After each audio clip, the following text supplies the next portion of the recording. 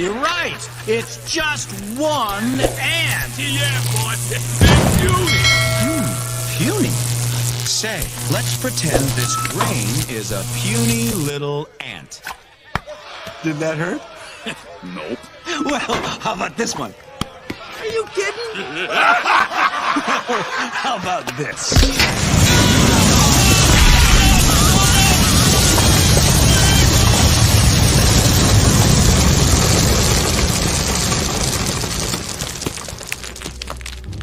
You let one ant stand up to us, then they all might stand up. Those puny little ants outnumber us 100 to 1. And if they ever figure that out, there goes our way of life. It's not about food. It's about keeping those ants in line. Resist.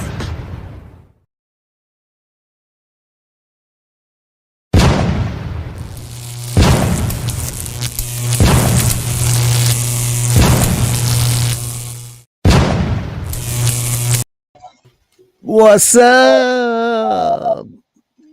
Good day, grand risings, good afternoon, good evening. Happy Friday.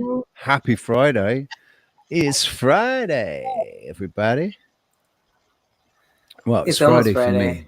It's almost Friday for you. It's definitely Friday in Australia.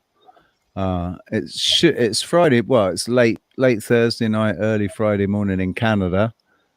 And yeah, welcome to everybody that's here. Thank you very much, guys. 16 people already. Oh no, it's dropped down to 12. But it's okay. To everybody that's here already, Angel Wings, Cowgirl in Arizona, Awakened Alliance, and Aaron Corbett, and I think that's pretty much. Oh, Sherry's here. FE Nation. Hey, Sherry. Slog, and Ooh Nice. Don't recognize those names, but welcome. Thank you very much for joining us. So, hello. we've got a fun pack. We've got a fun packed show. We're just waiting for the main guest. Em, how you doing, babe? And Alex, how you doing? Kiwi and MacArthur, and Angel. Tommy Shirk. Is it Tommy or Tammy? My eyes are bad. Tammy. Tammy. It's Tammy Shirk.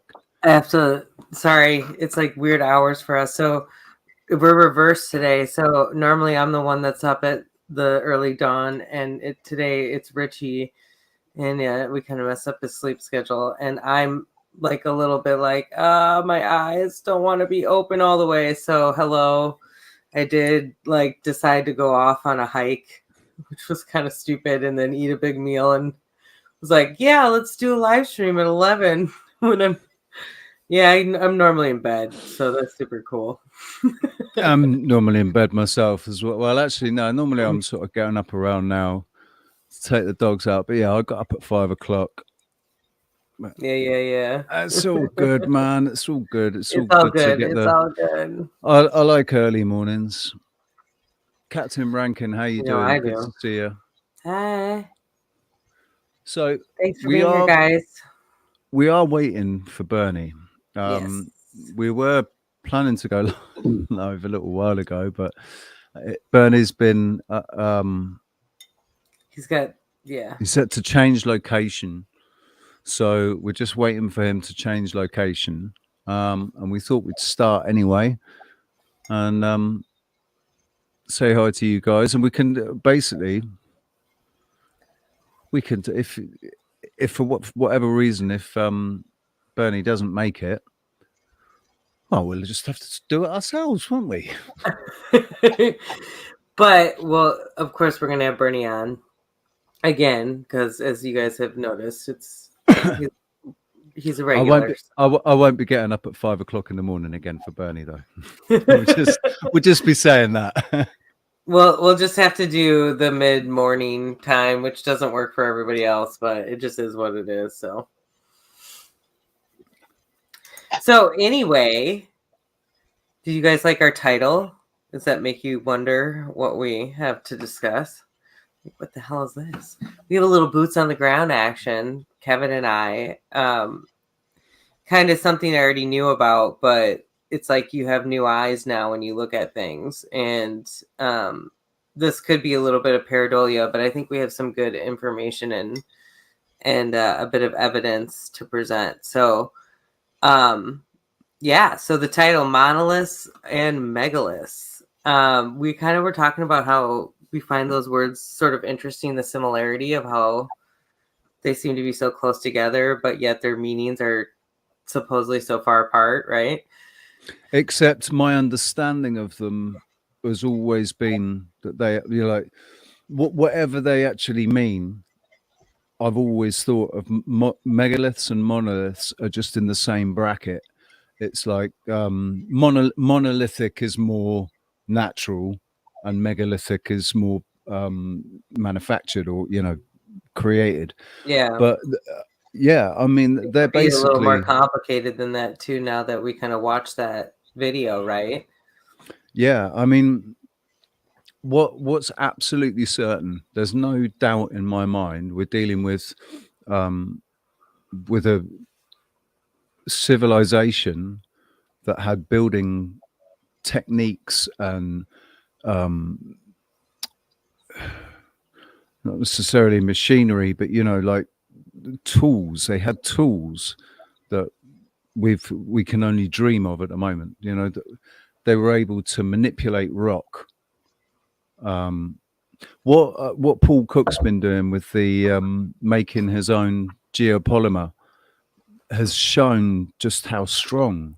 Just mixing it out of simple granite and whatever he used to bind it makes it so unbelievably strong. And that's just him in his back garden. So back then they obviously, and if they were And how 2 much foot evidence? taller than we all are now as Yeah. well, if they would, if they were not just 2 foot taller, if they were 50% larger, all over, every strength, everything was all 50% or 100% bigger, what would we be able to achieve? And what we were looking at today. So where should we start? Well, it might be better because it's a little of a simpler part of it. But so this kind of started off where we're doing, Kevin and I are on the coast right now of Oregon. And I think some of you... Just for benefit of anybody that's watching, Kevin hasn't had a stroke. he's sat there concentrating. I think he's probably building the website or he's doing something. But he's concentrating. He's concentrating on something else at the moment. So most likely messaging somebody, I'm assuming, or others in the chat. I went monolith, megalith, batholith, because the batholith is like a plume of magma that comes up or something. So he's always the thing is Kevin's always industriously working away in the background doing something or other. And actually later on, I'd be excited to show everybody the website, how far the website's come already, because he's done a lot of work, a lot of really good work. But so where are we going to start with this? So I think we'll start with like I was talking about, just that we were at the coast right now. Here he is. Here he is. Right. Look at that. Look at that timing. Boom. Oh. Hello. There he is. Hello. Hey. Sorry, How finally you doing there, back. That took way longer than expected. Ooh, joined in right at 9:11. 9 minutes, 11 seconds. Yeah, so I'll be back in 5 from my laptop. I just finally got Wi-Fi, so figured I'd let you know that I'm here and still coming. Thank you. Cool. Awesome. We're just getting a little started. Cool, dude. See you soon. Okay, so then with that in mind, we'll get kind of started with where we're at. So right now, Kevin and I, like I said, we're in Oregon. Kevin came out here, if you guys don't already know, because we are working on our dream and creating the healing center. And so Kevin's got a ticket to Ecuador, and he came out here so that we could start working on the fundraiser. we've made a lot of progress in the last week, and we have a lot more to do, but super excited. So you'll get to kind of see that, and like the opportunities to help are going to be happening here soon, and we're going to be having options. We're going to make a really nice list of options of things that you guys can help us do, where more or less it's, you know, free help. You know, we're not asking you to take money out of your pockets to help us. So that's exciting. But with that in mind, sorry, I was like pulling this up here. We were just driving around, kind of exploring the area. Our eyes are always peeled on, like, we were like out in the woods today, so we were mushroom hunting today, super fun. And we were, you know, we're always looking to see if we can find anything that has possible reference. And we came about this big rock that I've already known about really well for a long time. It's called Chief Kawanda Rock. And oh, that's not the right one. I gotta stop this. Sorry, 1 second. And Chief Kawanda Rock is considered a cape. It's also considered a monolith. And pulling it up here. And the story behind it is that when people settled here in the late 1800s, they were told by the local tribe that this rock was named after the chief in the 1800s.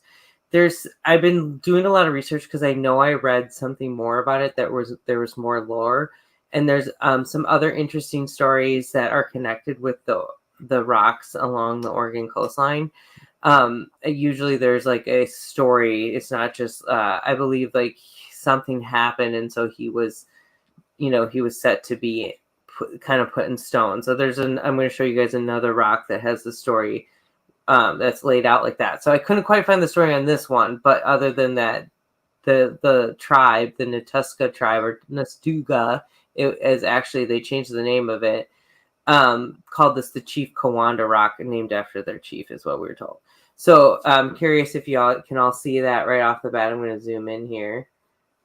One thing is I almost want to make this a little brighter. Can you see that okay? Yep. And can you all see the face?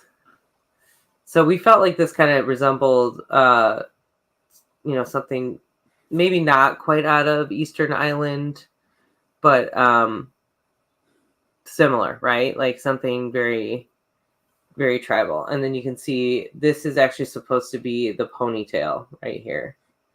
Interestingly, we were looking at Google Earth and can't see the ponytail in Google Earth. Can't really make out the face either. So So that's the one that when I saw it, when I first saw it, I thought it looks like a sort of King Kong head. But now I can see the face. It's quite a flat face, like a Polynesian. yes, thank you, Polynesian. That is the word. Like the Mora. Like, is it a little bit more like that, right? And that's Moai. that island.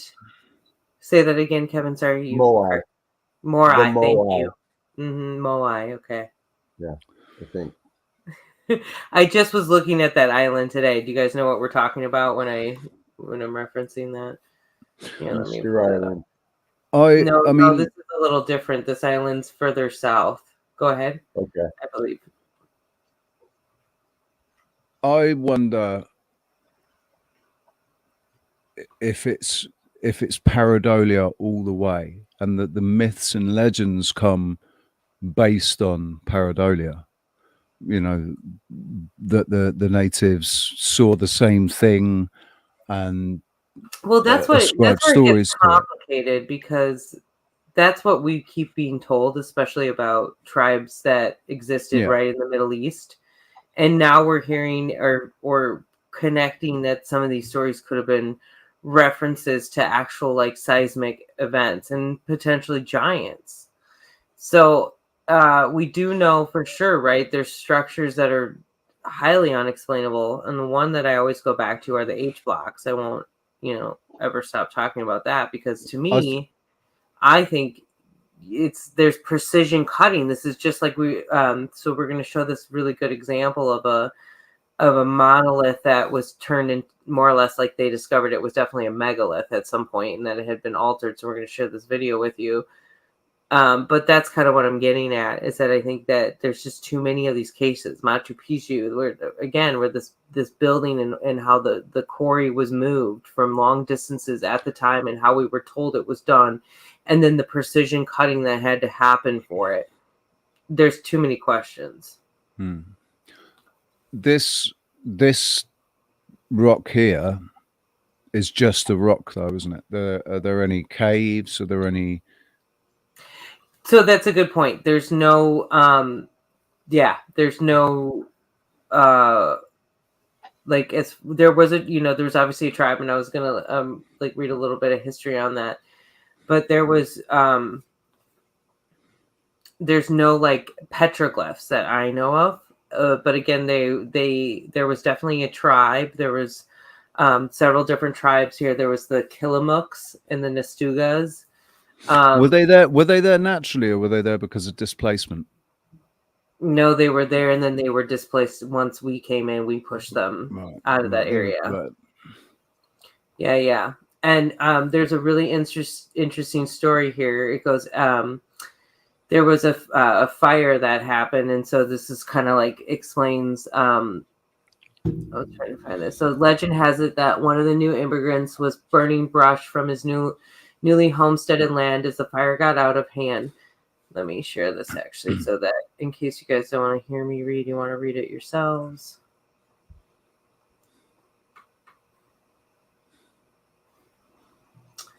Okay, so he was burning brush from his newly homesteaded land as the fire got out of hand. Fanned by an unusually high easterly wind, it raced west into the coast mountain range. It consumed everything in its path, including old growth timber that had stood for hundreds of years. And if you guys don't know this, we have stumps that are like comparable to the redwoods in Oregon, and then there's a lot of large trees here and different types. As the monstrous fire neared the coast, the local Indian population came under siege. It's said that the Nestuga tribe was camping on what is now the Big Nestucca River, near what is now called the Woods, is actually the name. They were forced to paddle their dugouts downstream in a panic, leaving all their possessions behind to find refuge on the sand spit, now called Bob's Rob Park. The fire desecrated the land and the wildlife. For centuries, the Native American Indians had relied on the large herds of elk, deer, and bear for sustenance. After the catastrophe, their main staple became fish from the rivers, as the game in the area was virtually eradicated. By the time the tribes were relocated from their homes to a reservation on the Salmon and Stillits River, the Indians numbered around 200. Around 1876, Chief Nestuga Bill and the last of the small tribe paddled down the Little Nestuga River across the bar into the Pacific Ocean and headed south to their new home.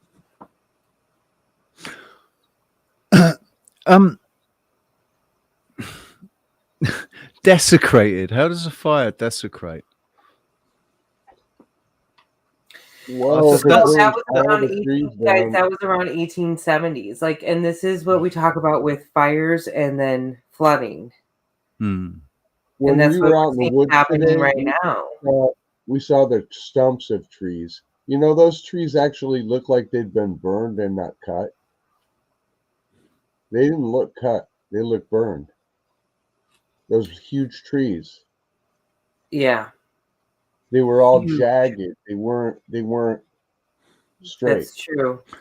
And there was evidence of they had been fallen over, and there was other trees growing out of them, and we could tell, you could see. But like, what you know where we were looking yesterday, where we were looking around Oregon, we were looking at the I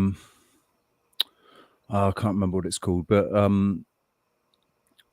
they look like stumps. They look like tree stumps. Giant tree stumps. Like they look like they could be. You know, those the rock that we were looking at, those circular it's like embossed Fort Rock table maces. look Let me like show everybody what we're talking about Kev, here. can you get some? Can you pop some earphones in with your microphone's really muffled? Your It earphones sounds are like it sounds like you've got your hand over it or something. It's really muffled. Maybe if it's an external mic, plug it in again or something.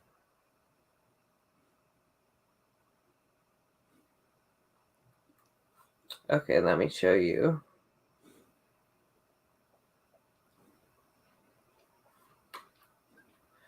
So this is like just to give you perspective of where we are. So this is something called Fort Rock that's what Richie's talking about. But just to give you perspective, like this is in the middle of the high desert. So this is the mountain range right here that most people are familiar with. All the big mountains, and then the valley and the coast, obviously. So this is where it turns into like high desert.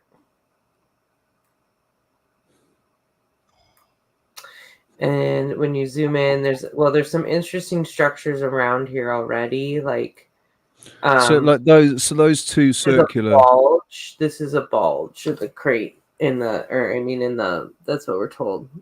In the middle there's a small circle and a bigger circle. In the Right that's here. there. Yeah, those two,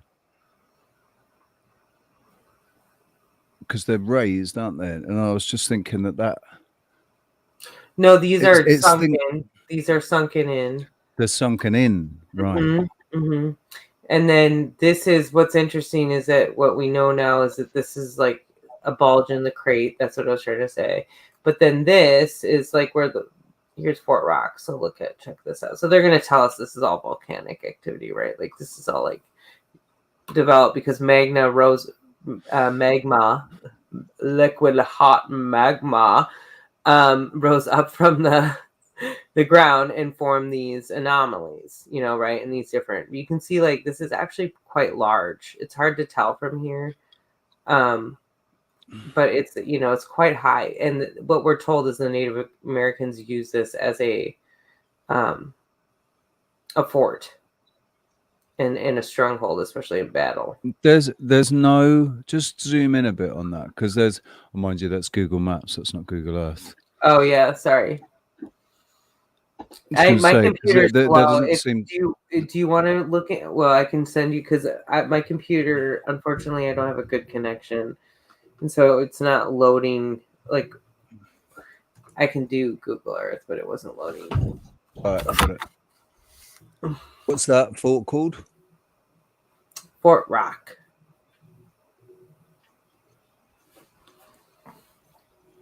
And then you can get in on it. And I mean, I think it's good for us to mention too, which I'm going to share. Let me just show it really quick. That in reference to the rock that I did show you, there is another face rock off the coast of Oregon. And then a little bit of evidence that there's also rocks that have similar shape to the one I showed you. So this one doesn't fit in that category, but this one for sure. This one is called Face Rock, and it's named after a chief, a Native American chief's daughter. And there's like a lore behind this, and then there's like a dog that's howling. So, this is a reference. And then this is another type of rock. So this one to me looks a lot like the first rock I showed you guys. But this is called Haystack Rock, and the other reason this rock is so famous is this was in the Goonies, if y'all remember.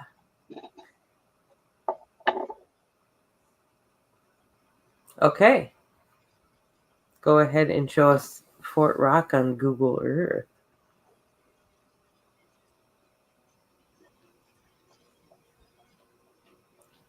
Look for some star forts around there. Not right, because it's called a fort. I'm adding it in, Richie. Oh, you got it.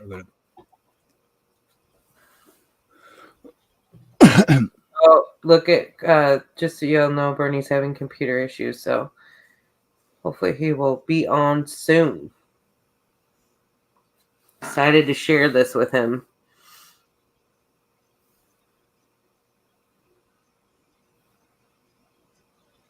So what I was going to say is that there doesn't appear to be any real footprint of, like the star forts. There's no star fort footprint here. Yeah. Scroll out. Though we did, didn't we? We already looked at this area pretty well.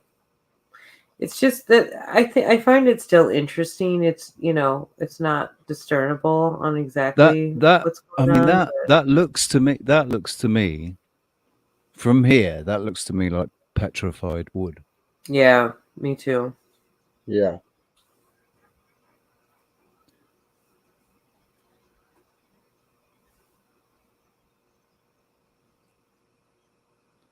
Where is this at? This is Oregon. This is Fort Rock, Oregon. So Oregon craters. And those holes we were looking at, one of them was literally called a hole in the ground, and then there's How this far across is that? Can you measure it?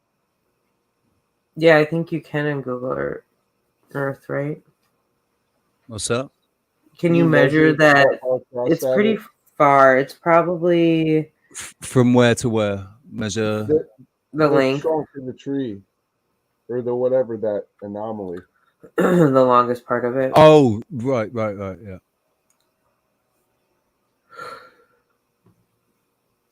Oh, excuse me. So from the furthest edge. Yeah.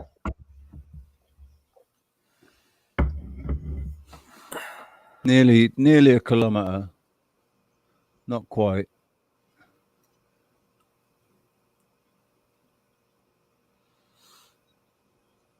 Wow, okay. But still, nearly a kilometer across. Mm-hmm. And from the... Yeah, and you can see the other side of it way over there. Like from the other way is about the same width.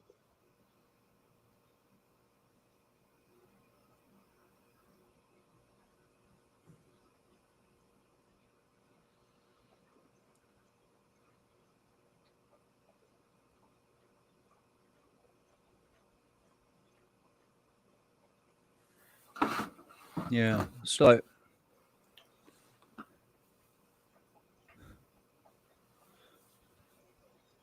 What's that? Oh.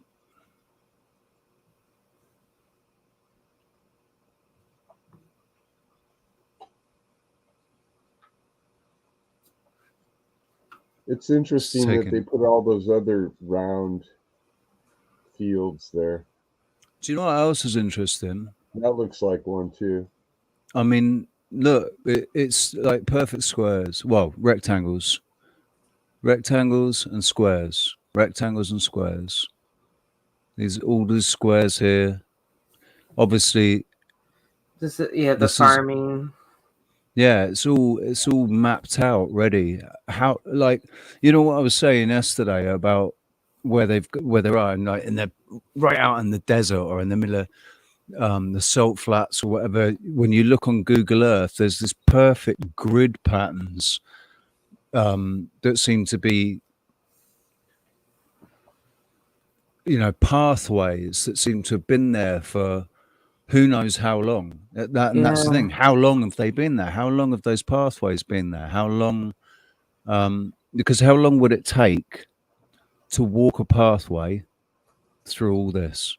One that's big enough to be picked up on Google Earth satellite. Pull out. Doesn't that look like a triangle right there? Like, even though it looks like it was like logged, but it almost does look like a long triangle. Here. Yeah. Right where you're, to the right. I mean, that's a distinct line down here. Oh, I see that line, but that's not what I was talking about. Up on the right hand side, it's like it looks like it was logged, so it looks like it's like a lighter coloring than the rest, but it almost makes a very long triangle if you follow it all the way up and then all the way down, and it's like, do you see what I'm talking about? Like stop right. Oh, look at it. It goes all the way. Stop right there. I don't think you can see what I'm saying, maybe, but pull out just a little bit.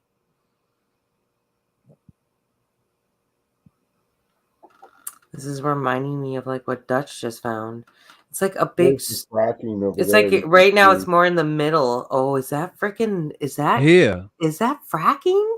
Yeah, up on the right now. Go down. Zoom in. Really? Yeah, see those lines with the little dots? Yeah. That's like what Dutch Oh, always yeah. found. You'll be able to see it. Zoom in. Deeper. Oh, Yeah. you gotta go. You gotta see the. Look for the pads. Bernie! Oh my god, I'm finally here. I made it. Oh, Burneye. Sorry about that. Bert and Ernie have Cool. been here the whole time, but Yeah. Bernie takes an extra hour or half hour. Made everybody wait a couple hours. Sorry about that.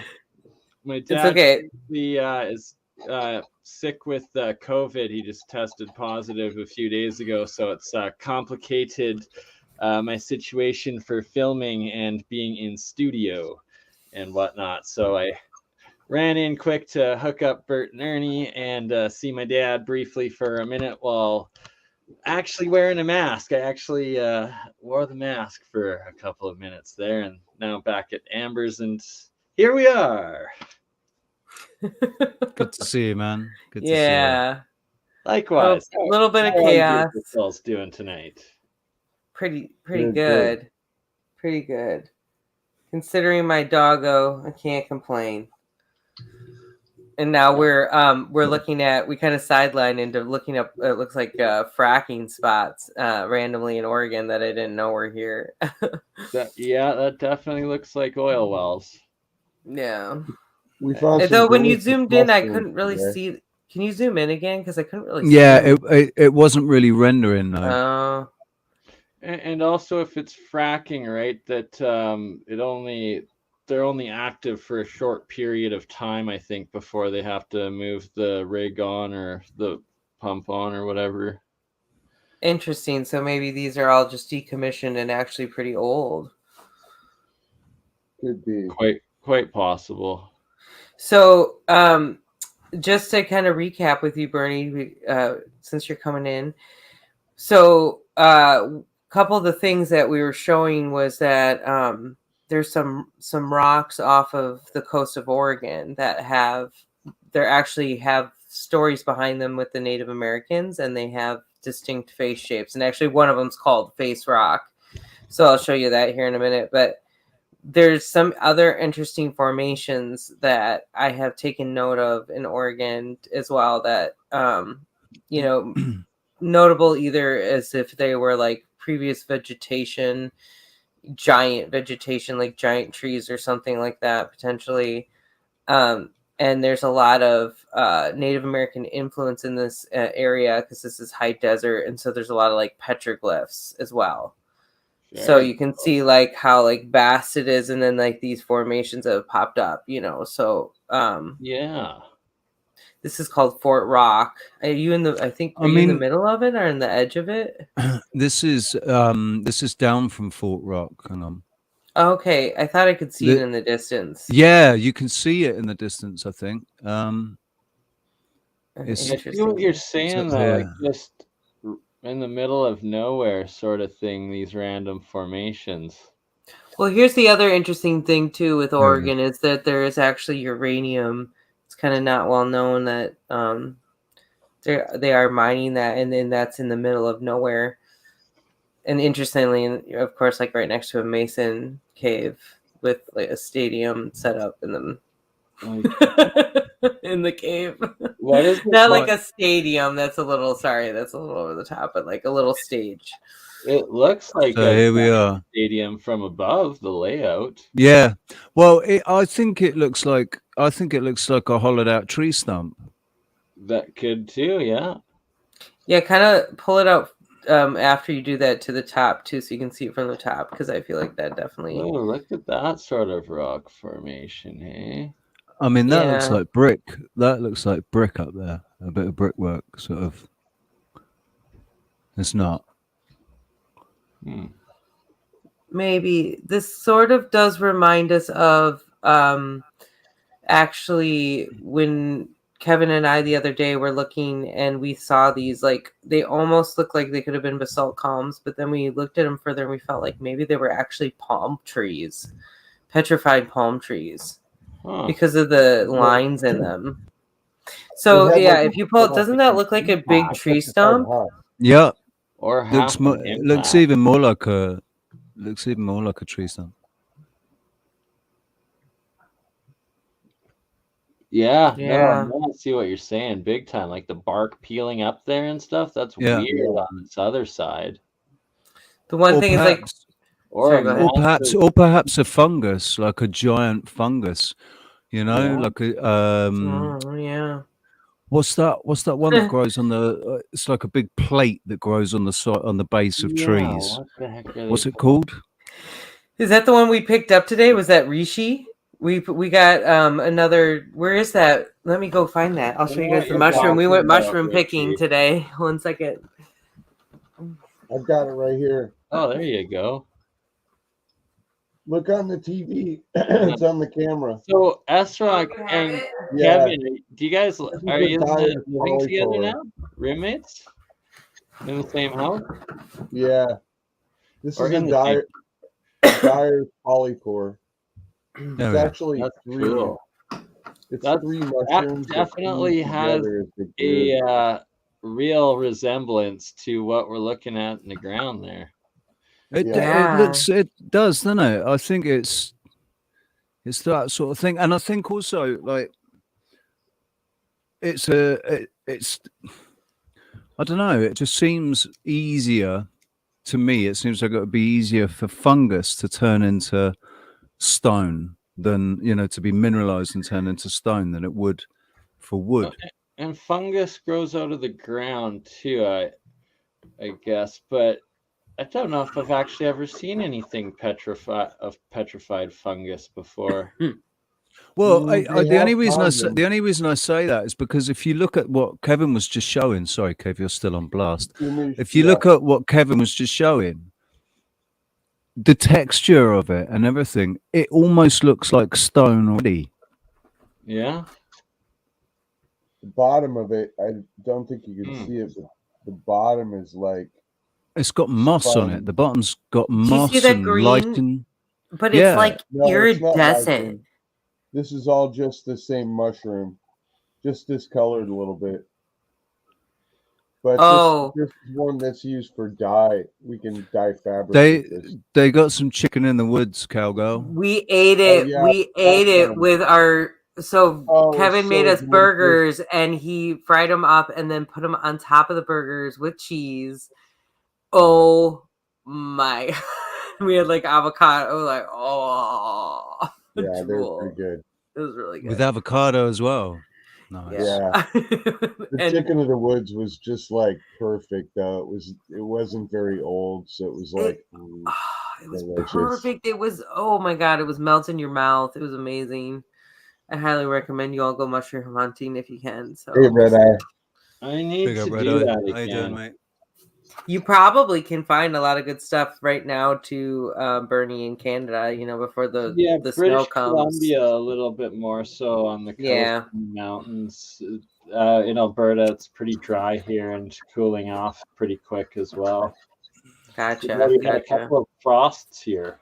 Oh, really? Wow. Yeah. Yeah, we're on the coast right now, so that's why it's like this is one of the best places to try to find. Rainforest there, or it is kind of rainforest there, because it is.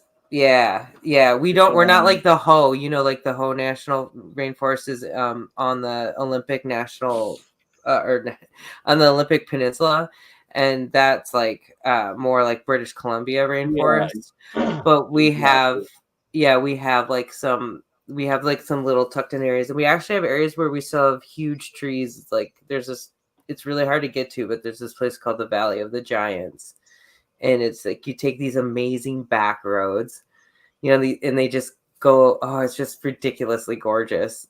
We actually went down a forest road today to go mushroom hunting. And it's just like, yeah, you got, it's so beautiful. You get glimpses of the ocean while you're out there, and then you're like within all these birch trees, and then mixed in with all these really mossy trees and big ferns everywhere because everything's so lush. And I love that. It's just beautiful. Giant yellow slugs down there, the banana slugs and stuff. Yep. That's so neat. It's beautiful for sure. So, you guys mind if I just show Burneye really quick the rocks? Yeah. So let me pull up the one that was kind of the star of the reason. So this rock is very close to where we are right now. This is called so the story behind this one is that it's called I'm gonna stop it. It's called this is actually called Cape Kawanda, but this rock is called Chief Kawanda Rock, and it is actually a national preserve for wildlife now because there's like birds that are endangered seabirds, and they nest and stuff on there, so it's like sacred area. But if you as we've already established, as some of you are tuning in now, you can clearly see the face on it. And so but the story is that people, the Eastern settlers came in around the late 1800s, like 1876. And they were told that this rock was named after a chief from the early 1800s. Now, I believe I've read, and I could not find it.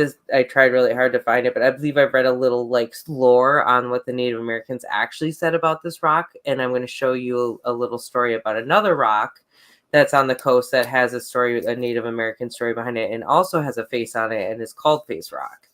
So I think this is pretty, though, like we talked about, this looks a lot like kind of like Eastern Island, but also what's the one where they have the hats? They have like the bigger hats on it. That's not Eastern Island, right?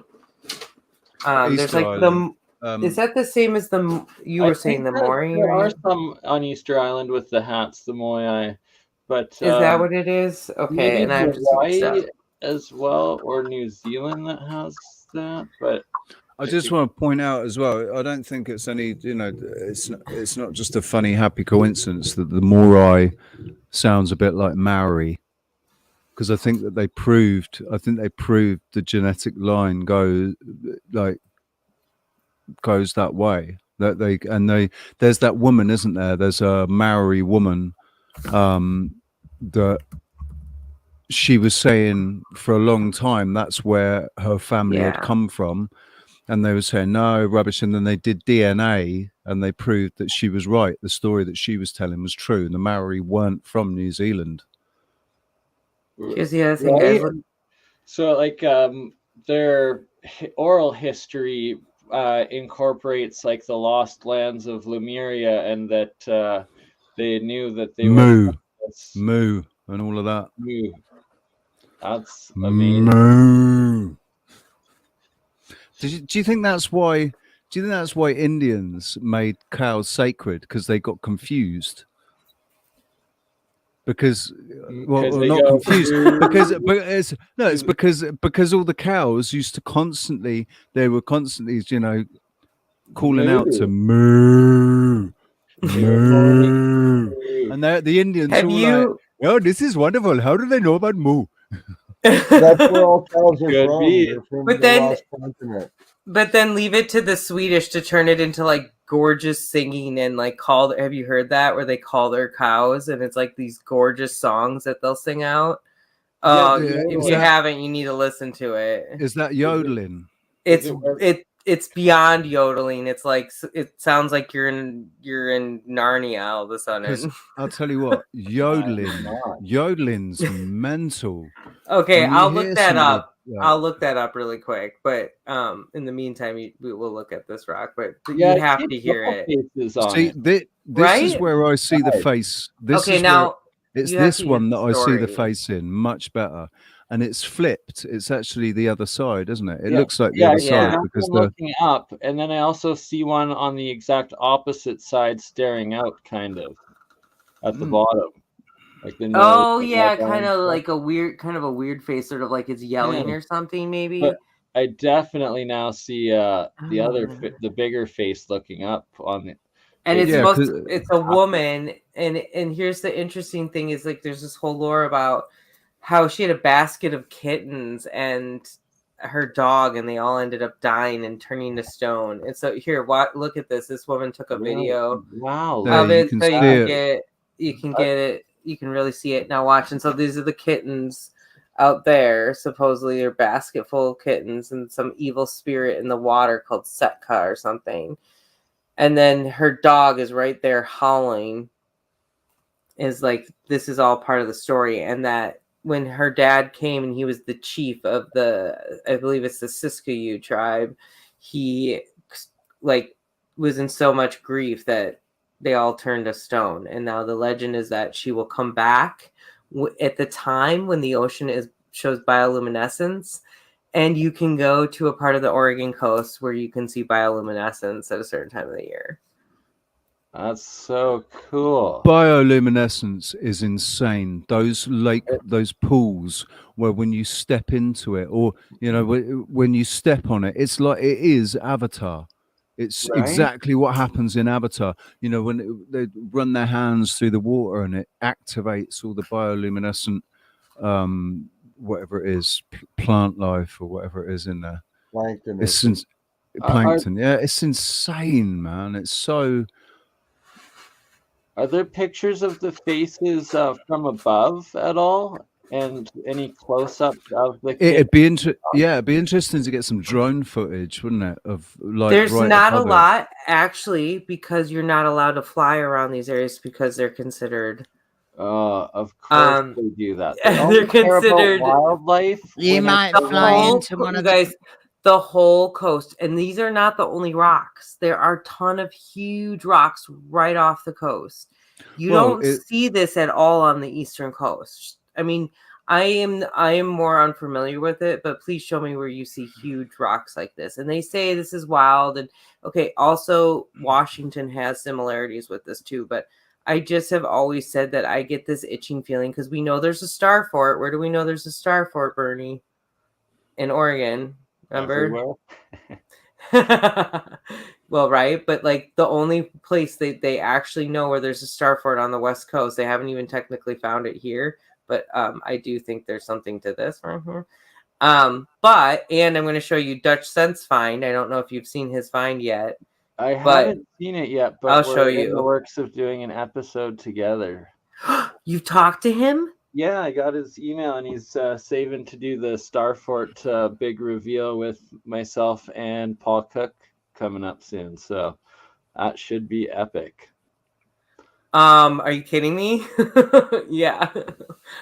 Dutch Sense is like my doorway to YouTube. I've been listening for years. He was one of the first. And as soon as you guys said that, I immediately sent you guys. I sent messages. I was like, "Did you hear? He called out Paul Cook and Martin and." Yeah, anyway, it's been cool to see him develop. But okay, so the one star fort we know that's here is in off the coast, right here in the mouth of Columbia. Right mm-hmm. Like that. Look at this. Look at this. Right, it goes. I mean all the way up. Like that to me, that looks like mud flood new construction, or.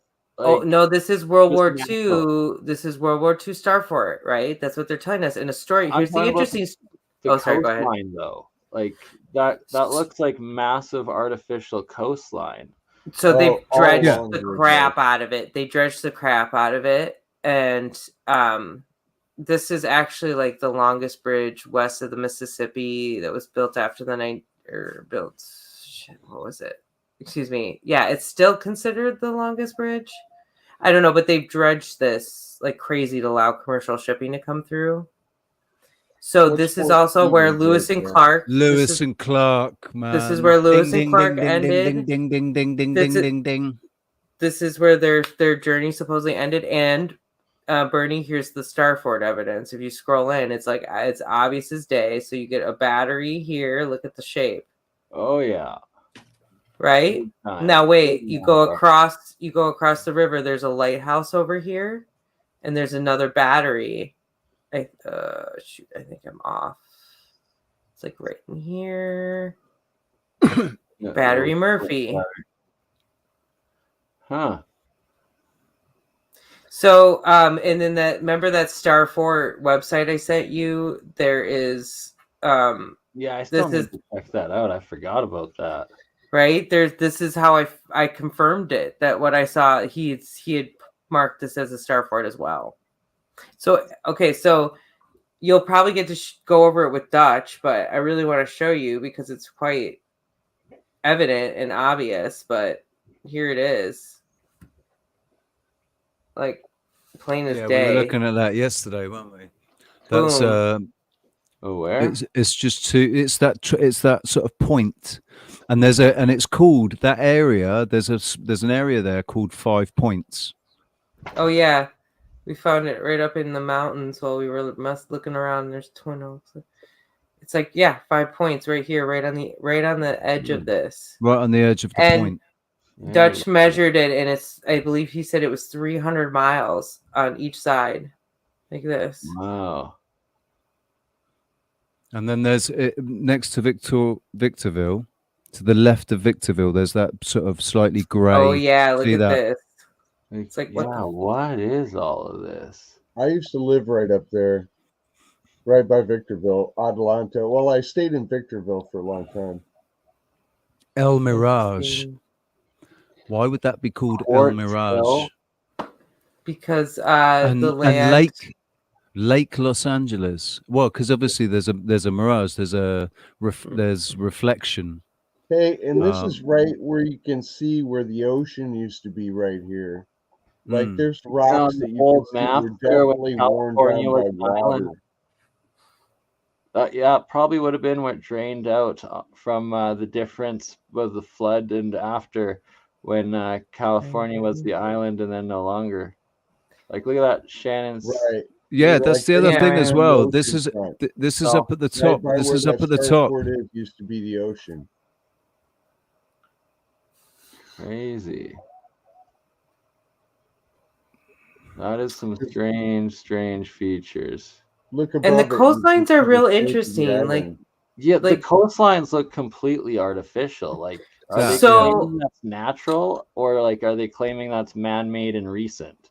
Okay, so here's another interesting story. So do you know who? Can we zoom in on that area a little bit? Yeah, I'm sorry. You want me to go back to where we were? No, what's on the coastlines there, where we just... Oh, yeah. Okay, so this was... I'm pretty sure, and I need to double check, but I think this is the area. So do you know who Alpha Vedic is, Bernie? Mike Winter and Dr. Berlando. You should look them up. They're amazing. They probably need to do shows with you too. So they make their own like monoatomic gold. They're very like awake in that sense. They've done interviews. Dr. Berlando is all about. He understands agriculture and the natural science behind agriculture and how to, grow certain things near other things. How things. He's an MD that more or less than just said F this system, because he was working in a hospital system, just watching very barbaric type, things happen. And he's now doing every kind of alternative healing you can think of. They're doing the PMA, they're doing the land trust stuff. And that's where I've gotten a lot of that info from. So he's doing it on sovereign land. So he doesn't, he's let all his licenses drop.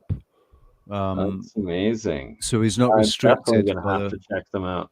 Yeah, I'll send you their info. So that's okay. So the story about what I'm showing you right here, like, look at this point, guys. This is right. So this area, Dr. Berlando's family, his wife's family, was kicked out. I believe it was this area was kicked out of this land for intimate domain, and it was all turned into like a national, wildlife refuge type setup, or maybe it's not a refuge, but it's like a park.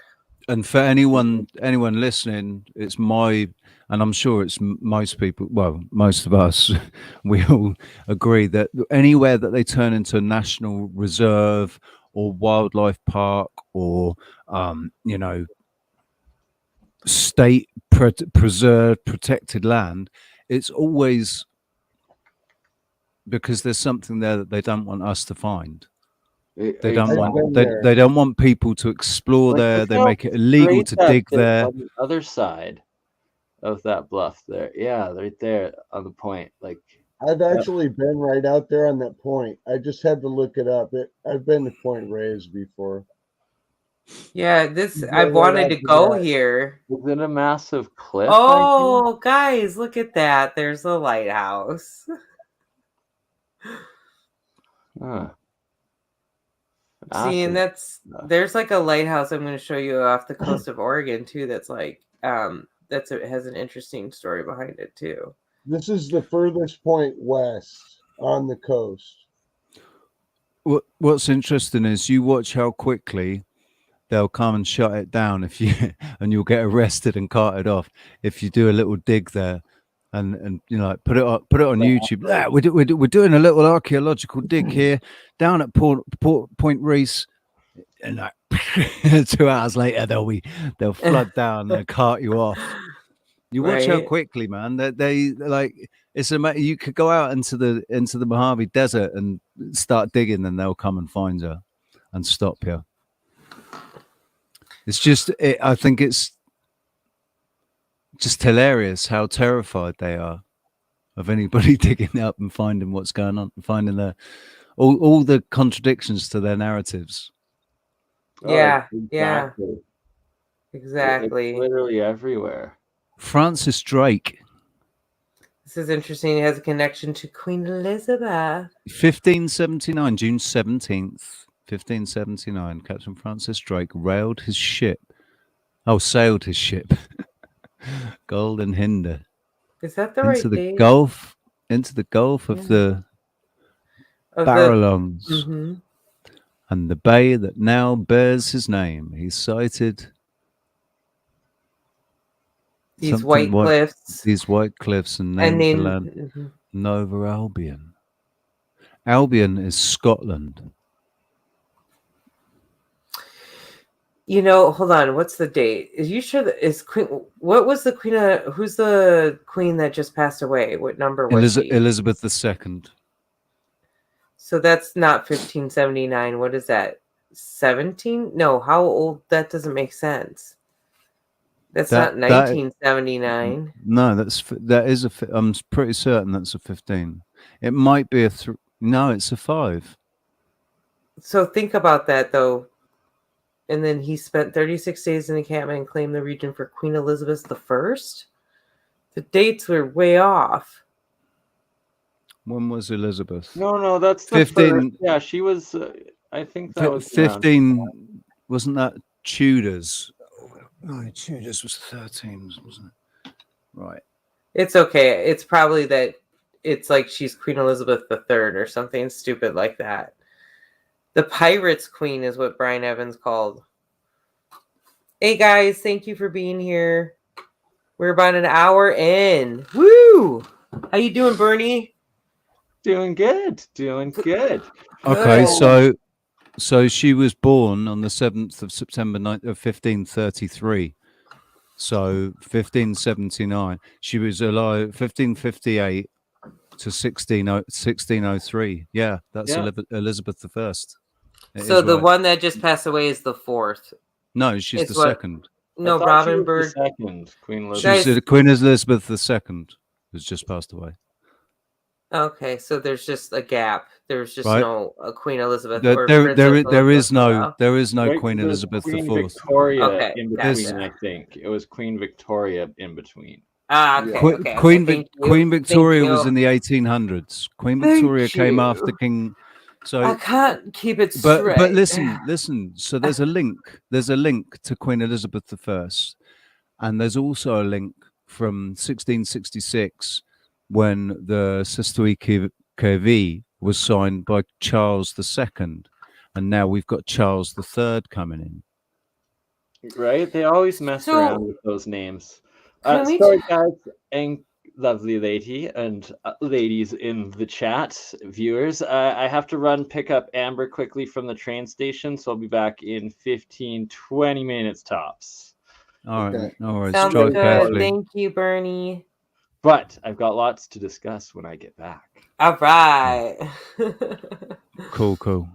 So what I was just going to say, though, it's kind of interesting that, if that is 1579 and then he was here, I don't really remember them telling us that we hit this area with a ship previous to Christopher Columbus and Lewis and Clark, who didn't make it over here until the Chinese 1700s? were over there though a lot.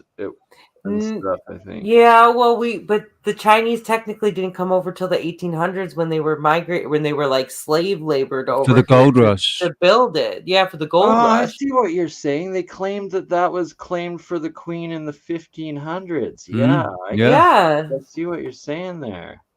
Or 1616, I think, is the date they officially said. Right here, like this little, like he crashed here. What the? There you go, folks. There you go. Just weird shit every day. It's a marine reserve as well. Yep. So they're protecting the whole lot. They want the whole lot. Don't go near. Don't come anywhere fucking near this. This is all protected. And so what are they hiding in here? Because with the eminent domain thing, again, the fact that they took this. The curvature doesn't seem natural. Point resistance.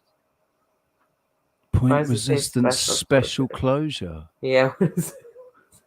What? It's like a star for it. I can't click in on that.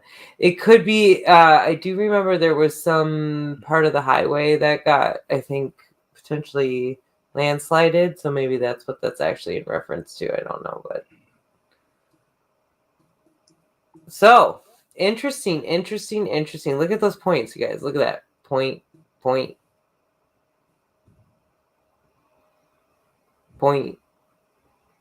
Everybody's like, yeah, that's natural. I get it. I didn't get to. Okay, so the other interesting. So let's talk about real quick the thing the deal with the Portland tunnels, and I can look up some other information. But do you guys know the Portland tunnels are connected to the Chinese? That's like the first, discussion of human trafficking. And that's connected to Seattle as well. Sorry, I'm just getting up Drake's head on Google Maps. Oh, not Google Earth, sorry. Oh, Drake, what's Drake's head? Where you were just looking, but it was on Google Maps, so I just wanted to see if Port Reyes. Port Reyes, yeah. Yeah, and where is the Fallon Islands lighthouse? Look, there's a lighthouse out here, guys.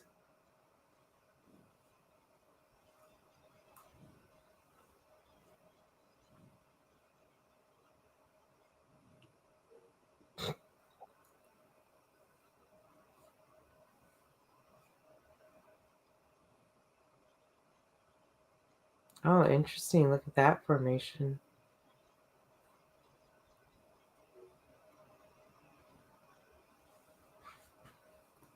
Where's the lighthouse?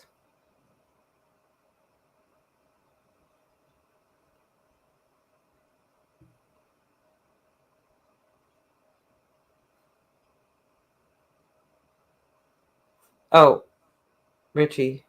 Yeah. You weren't up. There you go. I think this is weird. Yeah, that's what I was saying. Now scroll in a little bit right there, right next to it. There's like a part, it looks like a triangle point next to that. Keep going in a little bit more. I think you can see it better. Maybe it's not quite as. See it almost. Yeah. You can see a line there, and then it looks like the line used to continue into the other way, and then it looks all pocketed, like it was damaged. Oh yeah, that used to be a point.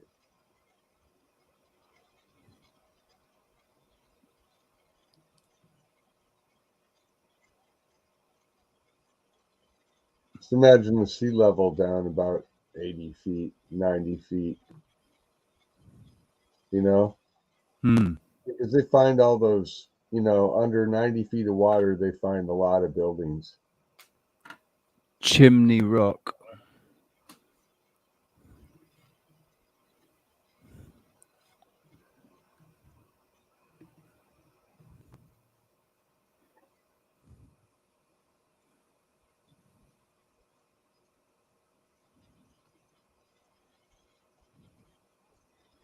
Takes so bloody long. Come on.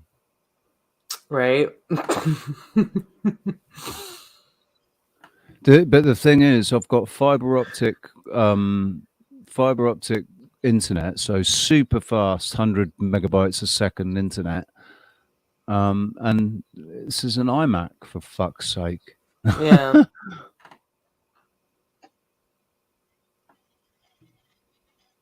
And so I wanted you to do it, and I can imagine how slow it would be on mine.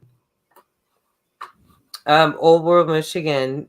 We have actually, Richie and I have actually done that with Google Maps, pulled out, and so you could see all the lines in the ocean and the direct line between the Western U.S. and to Hawaii to Russia and like all over. It looks like little like broken up in places, but I think it's definitely something to note. Thank you guys for being here. Go ahead. Yeah, I think it's definitely because this is all mapped onto a 3-dimensional fucking billiard ball.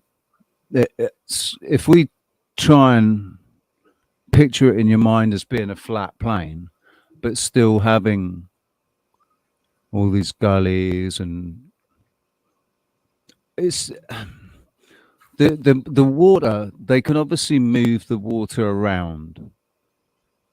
I think, when they have these floodings and stuff, I don't think it's accidental. I don't think it's anything to do with the weather. I think they open up the sluice gate somewhere and say, where are we going to flood today? What cities are we going to flood today? And they open the sluice gate and flood them. And is it Mother Shipton? Her prophecies, which have all come true so far, she says that there's going to be new land where, that was at the bottom of an ocean will be new land. Other areas are going to be completely buried. They're just going to move. The water's going to move around. And that's what's interesting about the two things, that the U.S. Navy has like a future U.S. map based on prophecies. I don't think it was Mother Shipton, and then also the declassified story that they have that kind of backs this all up, right?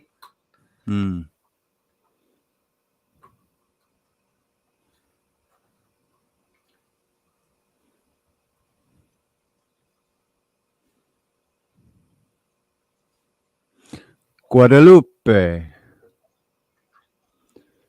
What's the bet? And there's going to be a fort on here. Find me that fort. It just occurred to me, this show is not anything to do with Star Forts, really. What we were talking about is Monoliths and Megaliths. Let's go back. You know what we haven't shown yet is let's show the thing on the lion. Oh, the lion. Yeah. Well, I thought maybe we could wait till I think that Burneye is really going to appreciate that. So maybe we can wait. We'll wait till Burneye gets back. Okay. But I'll tell you what we can look at. And I need to go help my doggy really quick, so I'll be right back. But I'm listening. And I'm observing, and I saw a silly comment that I wanted to put up there. That's funny. I'm not going to pee for you, man. I already pee too much.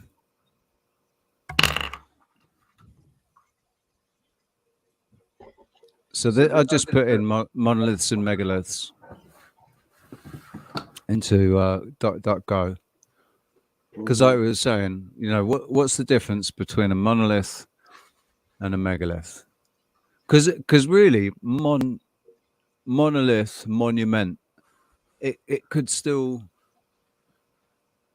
the mono part of it, a monument is something that's been constructed. So that's why I always thought monoliths could have been, were maybe constructed as well. They're just so much. Well, I think once there's definite evidence of that it's been carved, then they say megalith. But if it's just, it could be a singular stone that's just massive, like Ayers Rock. Yeah, Ayers Like, Rock or Table Mountain. right. So I think that's a distinction, although I think it's a gray, there's a gray line. Because you would think if there was a stone that was that massive, people would it would still end up being part of a ritual, So they may paint on it or just gather around it. And now it constitutes as being it's like a memorial at that point. That's what constitutes a megalith, is that it was memorialized and possibly altered.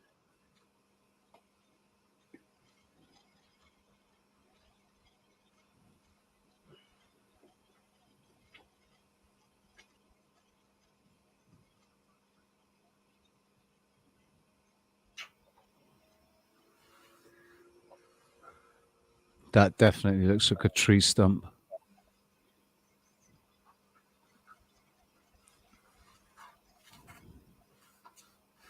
Yeah, I was in Golden, Colorado, and there's like these table maces there, and those things look weird when you get up to the base of them. Like it could be massive wood. Right, look at that.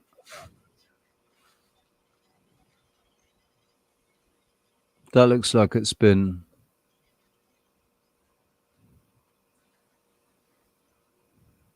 restored. Hmm.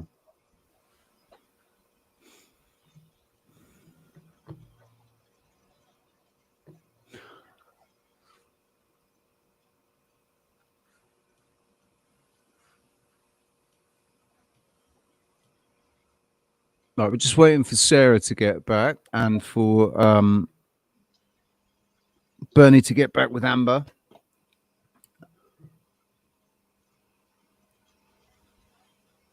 If you can hear me, I'm giving Jitterbug a massage.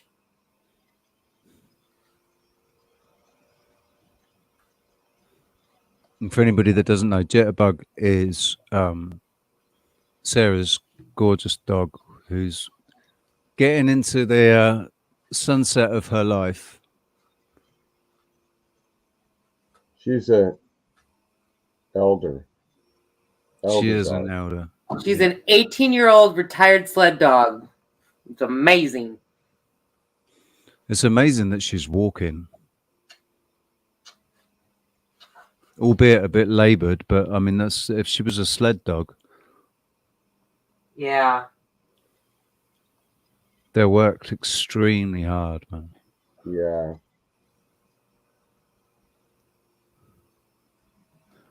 Ancient monolith has been discovered where? Oh, in the Mediterranean Sea.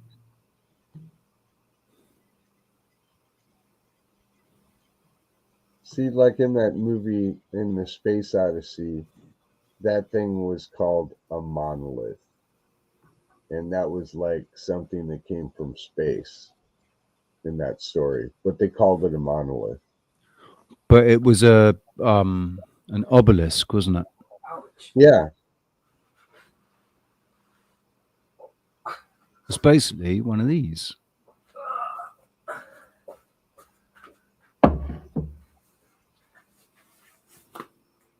Do you think that's where we got his inspiration from? I don't know. Yeah. Probably. It was kind of like taking it and making it backwards, because modern man looks back at ancient man's megaliths and is mystified by them. So what Kubrick did was he went back to ancient man and brought like some kind of technology back there. So it was like a reverse role. You know what I'm saying? They were mystified by something from the future, and they couldn't tell what it was. Just like people from these future times think about the past, and they like touch it, rub it, measure it, beat on it, argue about it, you know, and it stands the test of time while they try to figure it out. So I'm watching. I've been binge watching Lost again, and I'm onto season 6. Season 7, the last season, can't find it anywhere. Not anywhere. It's like it's been removed from all history. But it's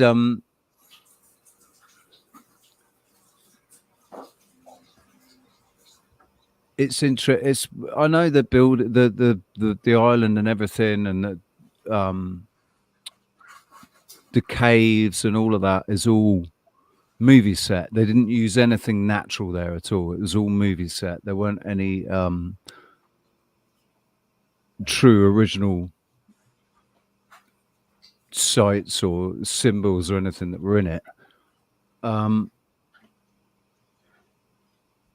But this idea that even there, the others, there's no story of the others building what they're using.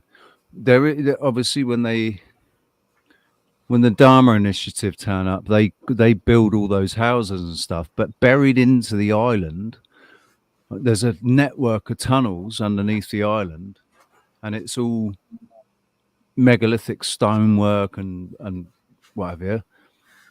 They don't talk about who built that then, and it's like there's definitely this entire narrative that maybe everything was wiped out for a couple of 1,000 years before it ever came back again. You know, maybe the destruction was so great, everything was buried, and it was 1,000 years or something before, and maybe the Earth was a completely different shape. Like, just reverse it.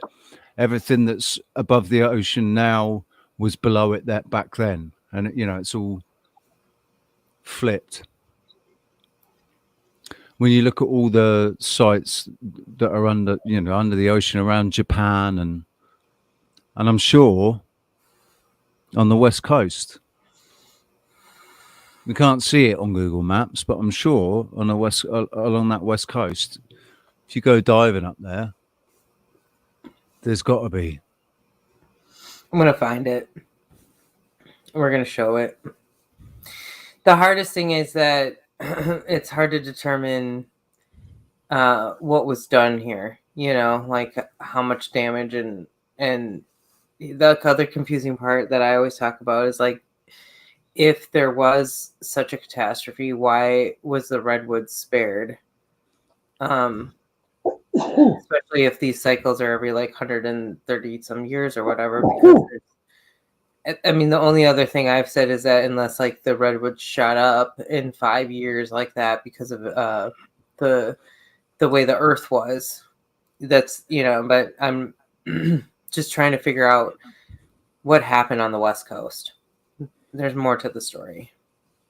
I think there was, because there is a story, isn't there, of some sort of massive event that wiped out the West Coast. Yeah, I think there was something there before. Even in the like, there's recorded history of when the missionaries were in California, there was a massive earthquake that was so intense that volcanoes were going off. And they talk about in Santa Barbara how at that time there was a piece of the coast that actually cracked off and flipped. So they say like the earth there is upside down. Like a boat, like yeah, went out and capsized. yeah, like it tumbled over and then fell. So you've got these rocks are all out of place there geologically. That's what I heard when I was there, and it was real strange. Like the rocks that you found, there was petroglyphs and everything out there. Yeah, and the petroglyphs here in the Central Oregon, I think, it just with the cave system. The other thing is, I would like to do a little more research, and I'm going to on the lore, and on the traditions of the Native Americans out here, because there's so many different types of tribes and the connections to California. And so that'd be worth at some point. I do have to focus on, I want to start, as I've talked about, some healing type stuff. So I'm going to focus on that. But once we get to there, we got a lot of exploring to do. So when I talk about making that happen in Oregon, that might have to be put on hold because there's some way cooler ruins where we're going.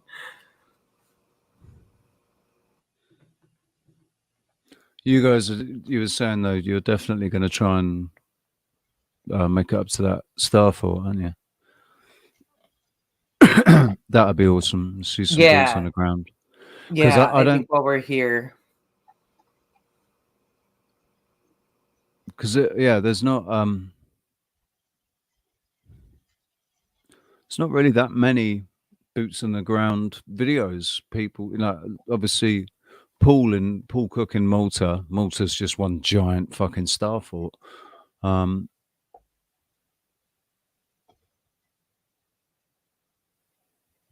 haven't seen that many other boots on the ground.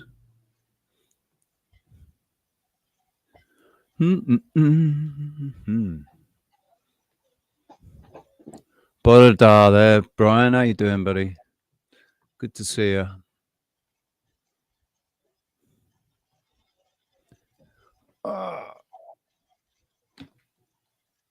Steerich.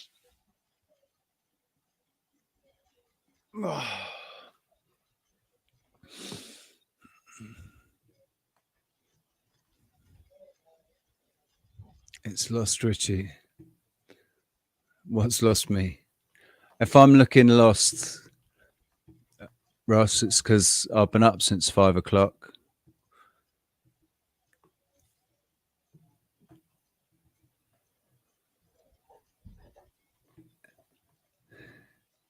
I'm still a bit dazed and confused.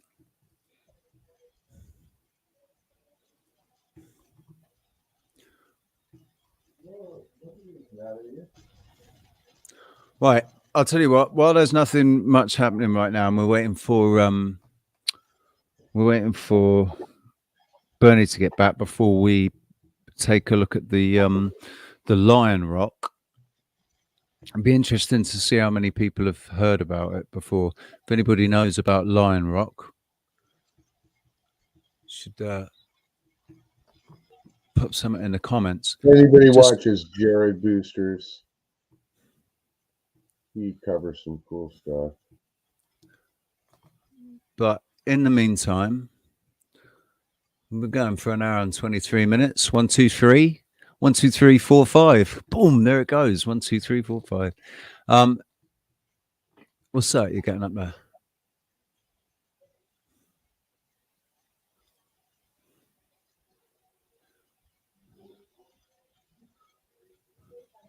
You're on mute, I think, Sarah, if you're talking to us.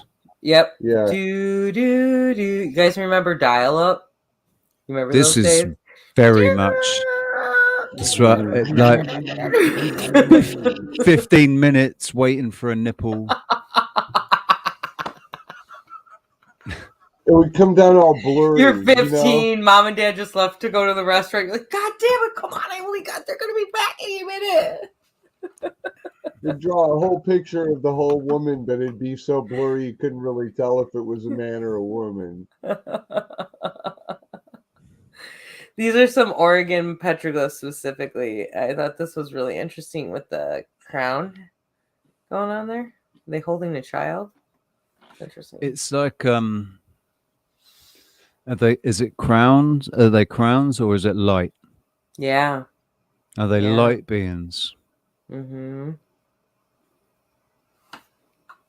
Very cool. Somebody was, mentioned they wanted to see, so I thought, hey, I'd throw some, what some of the Oregon ones look like. Ooh, look at this one. Yeah, the gorge ones are really interesting.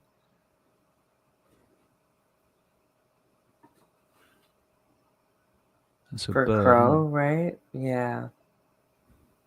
Fish. and it's got a curly beak, and No, Yeah. it's like Lion Rock in Sri Lanka. What? Somebody asked if Lion Rock was in Hong Kong. It's in Sri Lanka. Oh. The Lion's Rock you're talking about, yeah. And that looked like it's flamingos that have got a sort of a curly beak in it. Yeah. Yeah, these might be like funeral, like gravestones. I was thinking that one looked like with the man and the woman and the kid, it looked like a skull altogether. So yeah, I was like, kind of. maybe they all together. So. One thing that always occurs to me when we're looking at these things is what can you always guarantee a child to do? Draw. Doodle. Draw on walls, doodle, draw on walls and whatever. And I just wonder if a lot of these are like we are actually looking at the doodles and graffiti of the children. I wouldn't dismiss it, man. Because to be, that they are very childish. A lot of the pictures are very childish. Yeah, and back then the parents were like, "Quit drawing and grab a rock." Already. That's an owl. We've got a megalithic building to build over here. For God's sake, I've just rendered that. I want to be an artist. I'm expressing myself. What do you expect me to look? You've done it with bloody ochre. How am I meant to get that out? Right. No, you did it with that bloody reishi mushroom. Because actually, we found out it can be dye. This one is interesting. Shabbat shalom, brother. Oh yeah, Near. Hey, Near. Now that looks like a tree stump on its side. Yeah. Petrified. Look at these shapes. Very swirly. That absolutely looks like a tree stump. Even the crack, like that crack going through it. It's like a crack going through the grain. It does. And the bark, look on the top. Look on the top. But it's not look at the swirly top. enough. Look at the top though, right? That looks like bark on the top left corner. It looks like bark. You just think you would see a little more swirling going on. I know. It definitely does. Well, maybe it's maybe not a tree, not a tree bark, maybe a mushroom stem. Yeah. What does the center of a mushroom stem looks like if you cut one across? What does it? Are they rings or are they? Oh yeah, no. This thing we looked at the other day had like a dark. It almost seemed like it was a skin around the outside, and it was varying. It wasn't like bark. Bark is kind of like a uniform width, but this was like it changed widths as it went around, and it almost reminded me of a fleshy plant, not a woody plant, but it was huge. So it was a huge mushroom or a huge,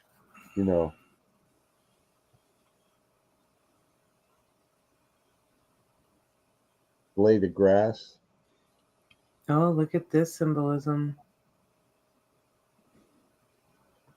Trident.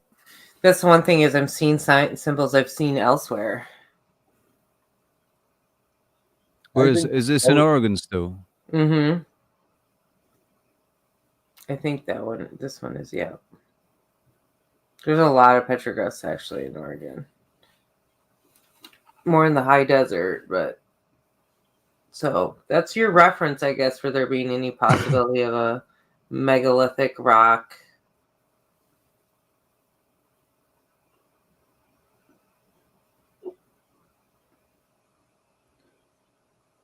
That's really worn.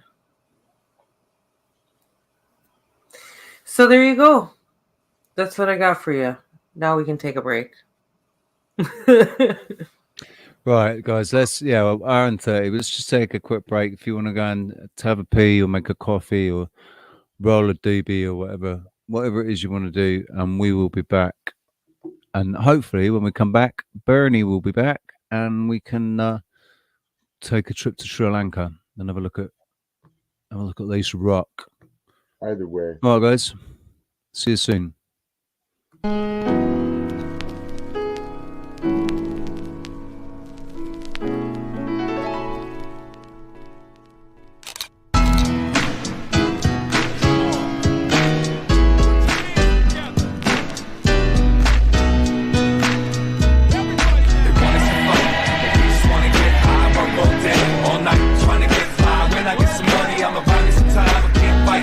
Until I'm finished with mine. They want us to fight, but we just wanna get high. Work all day, all night, trying to get fly. When I get some money, I'ma buy me some time. I can't fight your war until I'm finished with mine. I used to be mad at the government, redirected some of my anger towards the mothership. Trying to guess which shell live in hell sleeps under when the grand scheme plan keeps all these people wondering why we still running in place, frustrated. Pride is mistaken for hate, it's upgraded. I got a little breath left, less suffocated.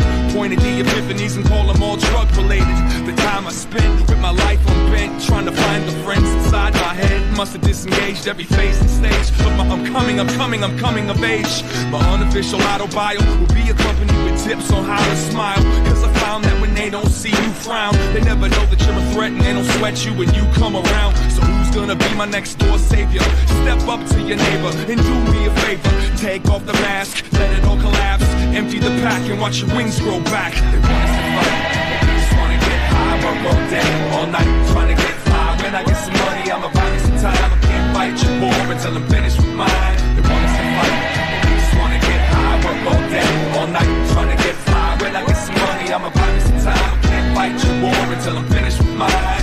Society becomes jealousy, intimacy becomes intensity.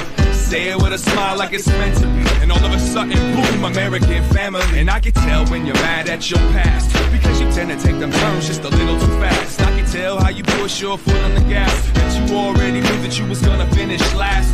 Slow it down and take a little time to look up at them clouds with the fake silver lining. Up in a tree knowing damn well you'll never reach the top, but you don't stop, you keep climbing. Well, okay, it's settled. No more nights in this weed and thorn infested metal. From this day forth, only forward I'll pedal. Get the memo, I'm cutting the strings to pedal. Shuffle the cards and let's argue. Rooted in between the computer games and cartoons. Stop and watch us all get lost between God and a shot of scotch. Let's get fly. They want us to fight, but we just wanna get high. Work all day, all night, trying to get fly. When I get some money, I'ma buy me some time. I can't fight your war until I'm finished with mine. They want us to fight, but we just wanna get high. Work all day, all night, trying to get fly. When I get some money, I'ma buy me some time. I can't fight your war until I'm finished with mine.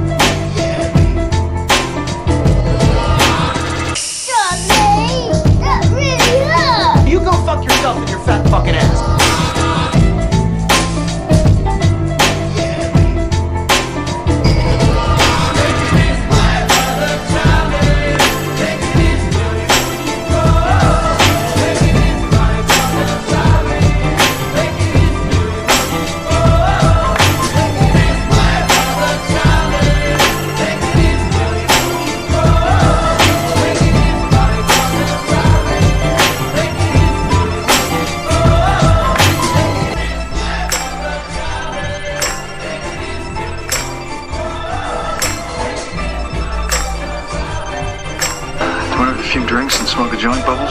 Yes.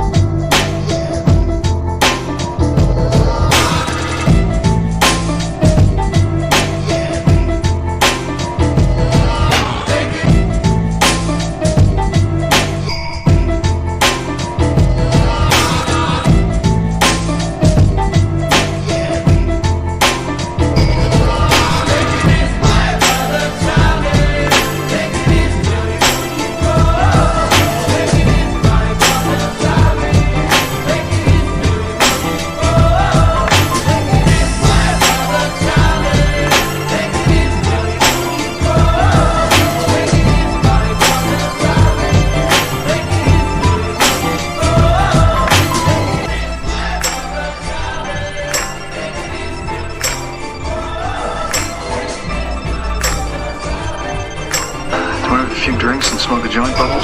Yes.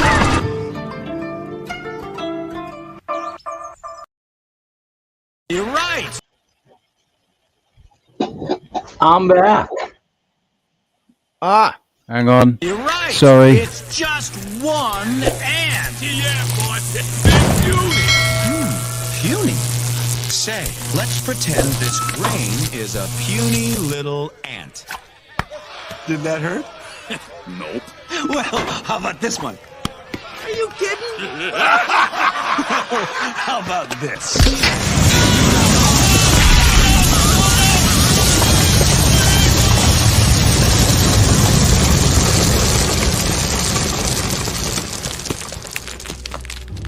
You let one ant stand up to us, then they all might stand up.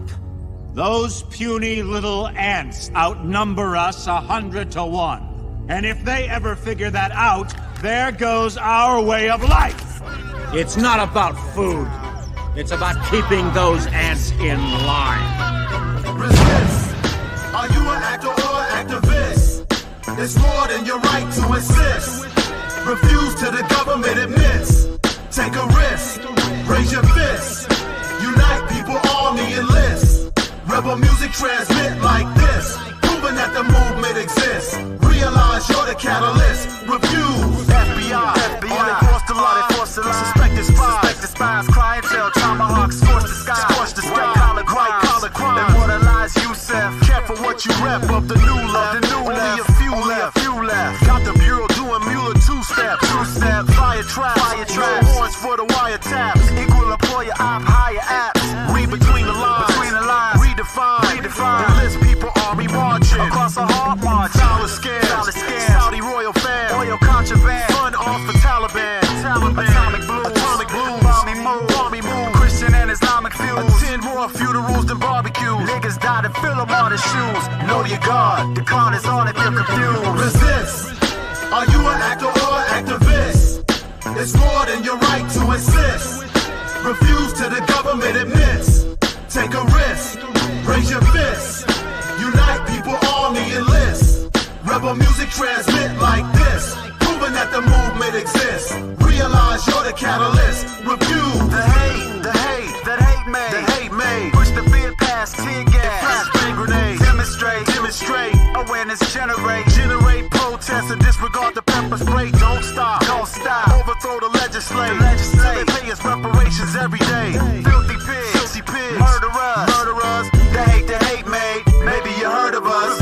Revenge for the engineered virus. Slit their eyelids, carve an image in their iris. So slaughter, bloodshed, brutalizing. The truth rises. The CIA trained to crash test pilots. So feel wise. Don't believe.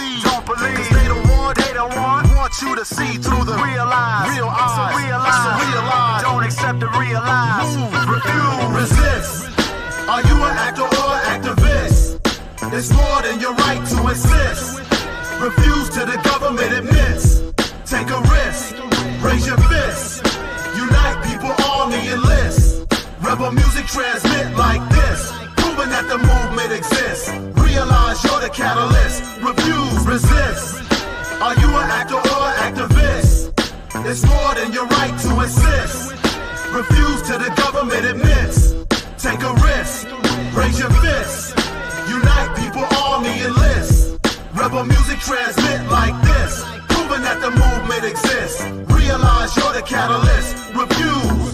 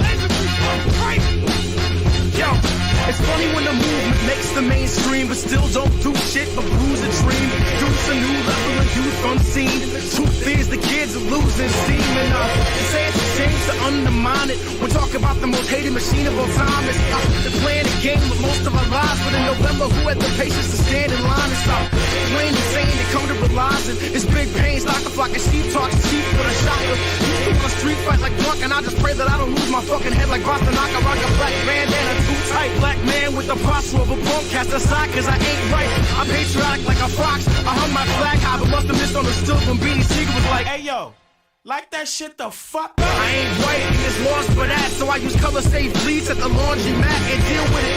Usually how my squad react, we keep our hands warm with the damn Patriot Act. We burn pages, matter of fact we burn back. It was written as an outward attack. See, you can't fight a feeling, I feel terrified. There's a war against me, my friends, my fam, my problem, my life, my job, my rights and like-minded folks are like they just don't mind it. So cool, right? They wag the dog, we cast the lipstick. What kind of city plumber thought that he could make these open rugby pipes fit?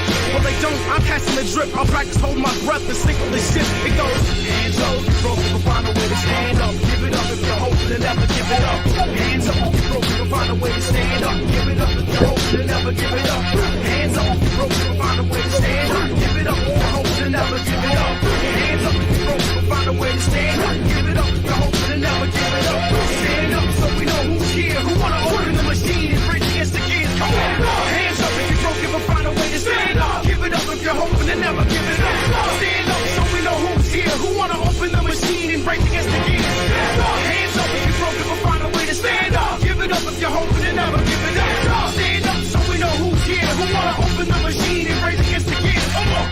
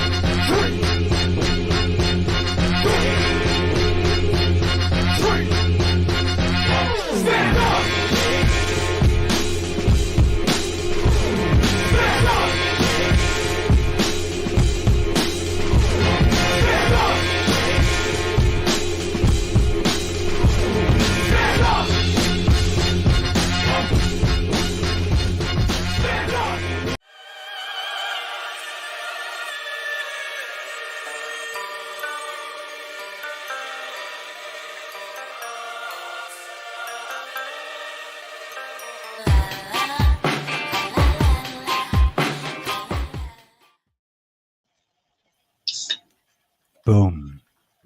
Back. We're back. Burneye. Burney's playing Frozen. He's playing Froze. He's doing it very well, but I can see. That's good.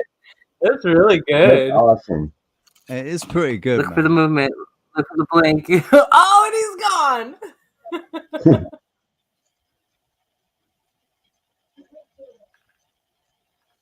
Oh, he melted. Hopefully he'll be back. It seems to be having all kinds of issues tonight. Did everybody have a good break? Holding on, and I hope you're still enjoying this. We will for sure have him back, always and forever. Sorry, I don't know. Thing is, he's not in the Bert and Ernie are in a different location, aren't they?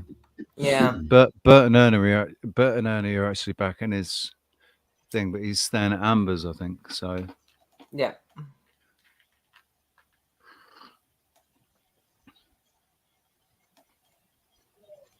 Okay. Well, why don't you get the video queued up, and if he can pop on, otherwise we can try to show it to him again. And today we might just, unfortunately, be missing him no matter which way we try. We all have those days, do we not? It'll happen. Right. No, just JP. This is a curtain behind me. It's not a shower. Here he is. Yay! You, Adam. I'm not touching him. I got him. I got some. Don't touch that. Gross. I'm not touching him. No, Bernie, that's not it. The whole thing is that I do touch it, and then we both touch it at the same time, and then it counterintuitive itself. Right. So touching you it. Touched what what Sarah means? Jelly beans at the same time. Obviously, Sarah's talking about bringing in the screen rather than anything else that might be going through anybody's mind when she's talking about. Gross. That's my brother, Bernie. Touching it. So, anyway, moving swiftly onwards. This is a sea monster behind me. A sea monster's belly. It's definitely very scaly. Fish scales more than it looks like fish scales. Doesn't look like. So what kind of themed room do you think? Is this Jared Booster's episode or a different one? It is, isn't it? Yeah, Jared. This is Jared Booster. Yeah, so this kind of perfectly we felt like could work for what we were trying to petition. Perfect. You know? Right? Yeah, I've been talking to him, and we're supposed to have him on Autodidactic Alchemist in the next week or two here. Back. Thank you for being here. Recently, I shared with you a brief discussion on the extensive history of the Rock of Gibraltar. To supplement that narrative, and to bring another quote-unquote naturally occurring formation to the forefront, we will today focus on Lion Rock in the central province of Sri Lanka. Also known as Sigiriya or Singhagiri, Lion Rock is considered to be a rock fortress. However, even that portion of this narrative is up for debate. Essentially, what we have is an over 500 foot tall, 590 feet according to this narrative, livable and habitable rock structure that contains interwoven chambers of functionality and sustainability. In ancient times, what we're saying is this is an example of something monolithic that became megalithic. Is that what we're saying? Yeah, I mean, you would consider, first of all, the rock formation, the geological formation drew the people there to begin with. Live their entire life on Lion Rock. Macrolithic. Macrolithic. There you go. It's weird. Everybody can see it's just this great big giant lump of rock out in the middle of a plain, a flat plain. Doesn't seem to have any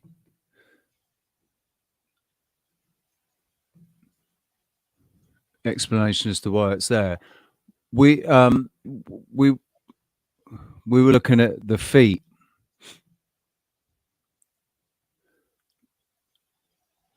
and think like, do you think these have been carved into rock, or do you think these are geopolymer that's They been need to have poured? samples taken of that for sure to be able to know. But that's a good question.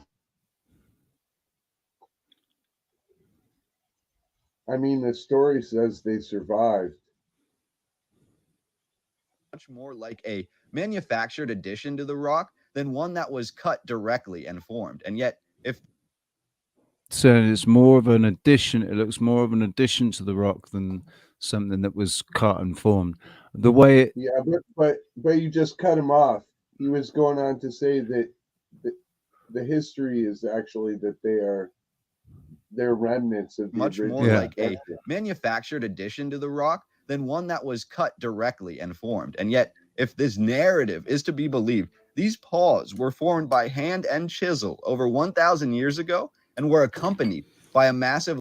See, no, I don't It's think they were hand and interesting with the chisel. I brick, think right? Like we have to where the brick meets the rock, and like you see that one piece of initial rock right above it, and then there's brick behind it, and then the paw coming out in front of it, and it looks a little more geopolymer now that you mention that. that's Richie.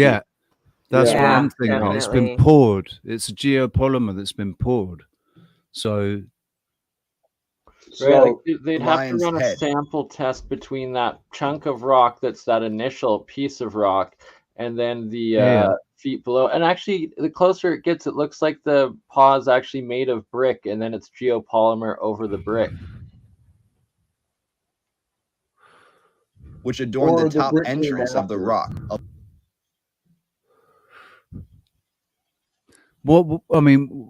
what we'd love to know is, when was the brick there? Because I could believe that basically it already existed as the lion, and then they came at a later date and added all of this. It was like maybe that it was a ruin when they found it, so there was a different civilization that built it to the one that put these bricks here. Yeah, and it's like I was already thinking I need to bring up this with Paul Cook on the next episode. I talk with him because there needs to be a way to test the different samples, like the brick itself, the paw layer, and then that original piece of rock, to see if they're made of the same things and like what's what, right? A simple way to solve it, really. Above the great paws. Besides that instrumental fact, we also have many more interesting facts given in the currently accepted narrative. Facts which I believe, if shared properly worldwide, would have given Lion Rock much more infamy than it has today. Have you? And we were saying, like, well, he's going to say it now. Have you ever heard of Lion Rock before? Did you even know that it existed in Sri Lanka? Anybody in the chat? I myself have known about it for at least a decade, but I was huge into researching like the megaliths and stuff, maybe even 2 decades now. But like, it's documented in some books, and like Sri Lanka advertises a lot, but the Western world hadn't really heard about it up until about a couple months ago, and it started trending all of a sudden. Ever heard of this massive feat of ingenuity before? I've tried to, in this video, connect the dots as much as I could, providing you with not only... The thing is, right, when they tell people about this, if you did hear about it, it's not... I get the impression that they really don't sell the engineering behind it. They just, this was a a monastery. It was used by the Buddhist monks, and it was a monastery, and But I wonder how much detail they go into. I agree with that, and stuff. Richie. Especially like the advanced hydraulic engineering within it, and Jared will get into that in a minute. But he doesn't. That still works. That still works now. Exactly, like it's got plumbing within it. This fountain plumbing of hydraulics where there's like several different layers of pools and fountains running and everything. It's like, And how it does and that it takes water get water up there up. and keep running up there, right? Yeah. It's so advanced, and it's like they don't do they not cover it because it's just that advanced? Like, did it have to be built with the entire rock, or like how did they get in there and do that? Like, you know, Well, like, I mean, what he's saying is that what the official narrative says is that there were natural tunnels and caves that they went in and modified and basically they engineered it out of what was already there, which was natural. That's what they're saying. That's what the story is. which it makes no sense how that could be natural and have water going up into it for like. What's that called when they send water up? It's got a name. It's a Come to me. reverse. No. It's a, oh god. I should know the name. I took geology and geography. It will come to me. Well, if there's an artesian well, it would pump with pressure. So if they had an artesian well from the top there, they could pump the water up there. I don't think there is, though. I think they use hydraulics and gravity, doesn't it? It uses this. Yeah, it would have to. I'm guessing it's probably some sort of like Hedron's fountain, I think it's called.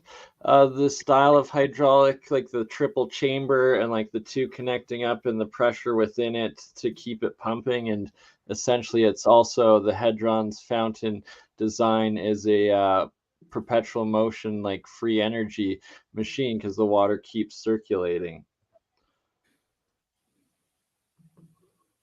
I'm going to find the bloody name of this. What it's called when you send water uphill.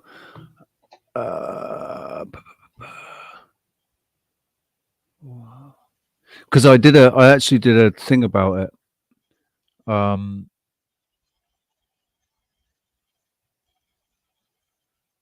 There was a urban exploration channel that did a video about.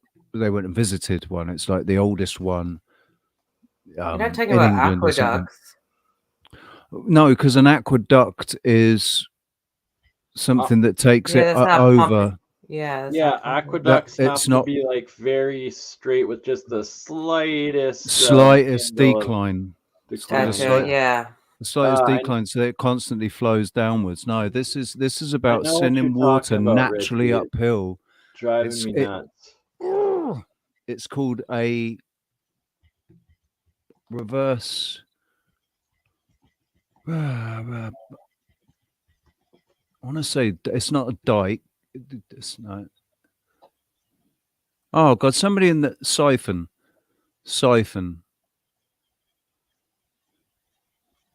Yeah, siphon only works if you're pulling it down. So. No, it's like a reverse siphon or something. It's a siphon uphill. You're thinking about a gravity bomb. Gravity well, maybe. Gravity well. Gravity well. I think that's what it's called. Gravity well, maybe. No, that's not what I'm thinking of.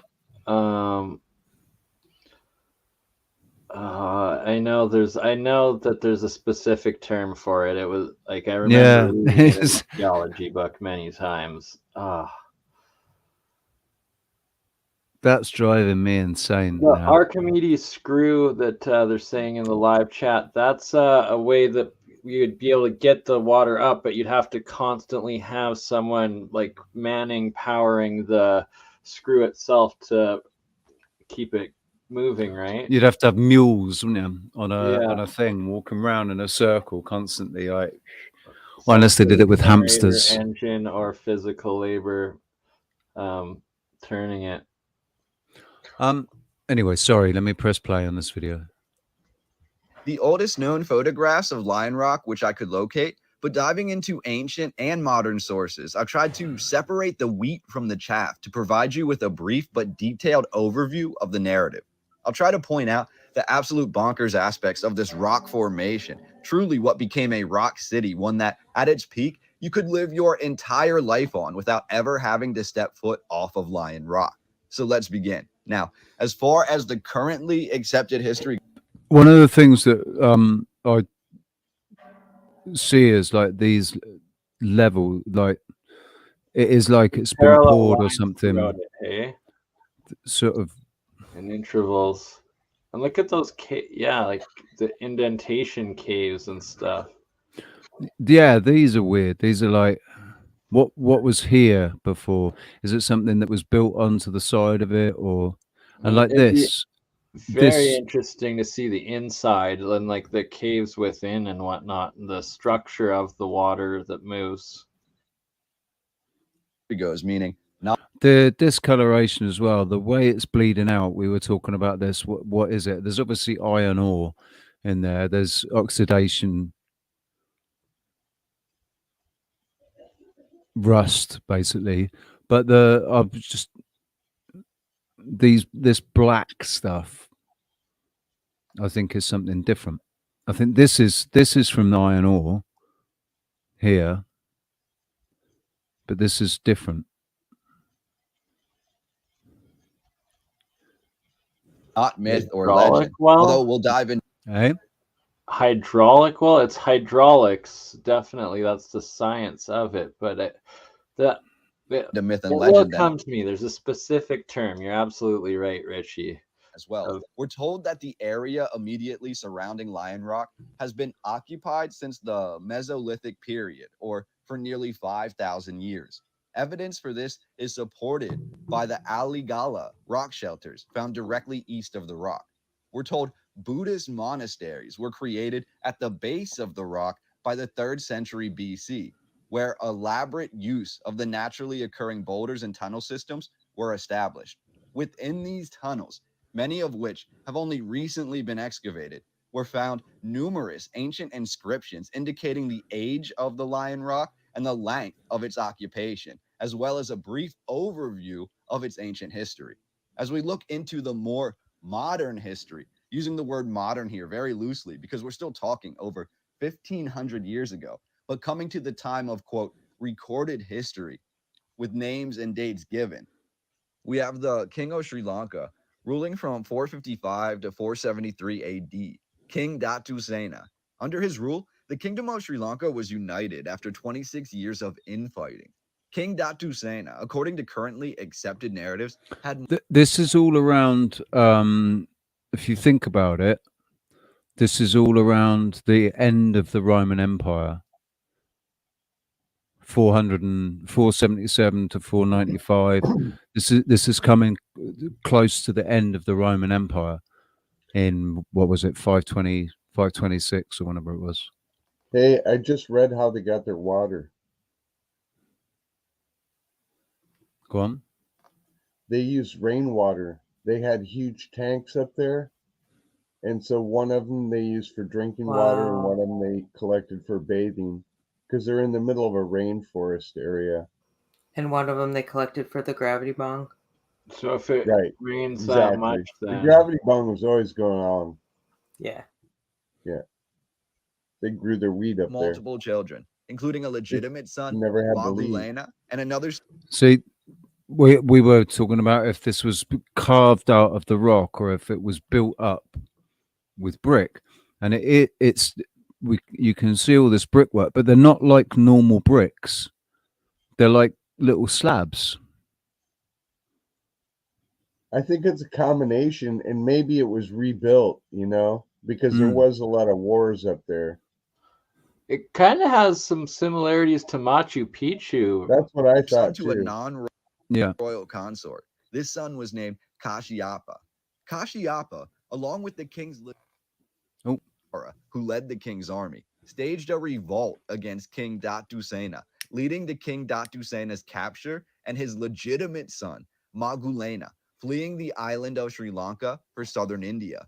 Kashyapa then took over the throne of Sri Lanka, even going as far as burying his father, King Datu Sena, in the walls of the Great Lion Rock alive. From here, the legend continues, that Maulana used his knowledge gained from his advanced kingdom of Sri Lanka to forge an army in India.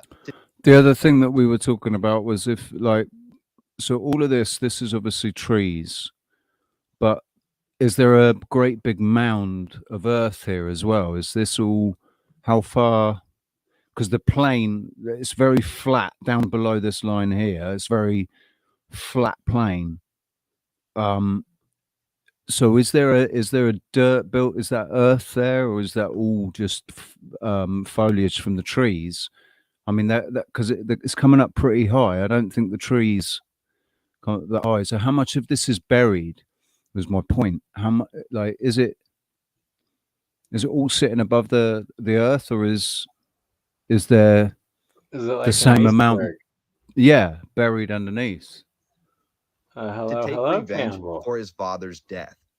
Kashi this, and thus he moved the Sri Lankan capital from Anuradhapura, which it had been for many years, to a secluded, remote capital in the heart of the Sri Lankan jungle. That's a better picture. We have no written records of when the monastery or Lion Rock in itself was abandoned or absorbed. Sorry, I by didn't the mean next to skip kingdom. it then. The next line of history in this narrative doesn't arise until the 7th. You see the light? It's like it's been poured in layers. Yeah.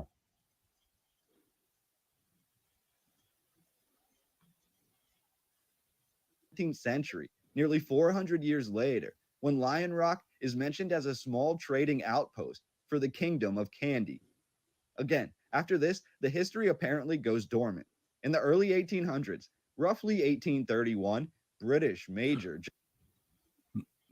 Jonathan Forbes is said to have spotted the massive Lion Rock, covered entirely at that time by tree, bush, mud, and forest, on his way to his British camp.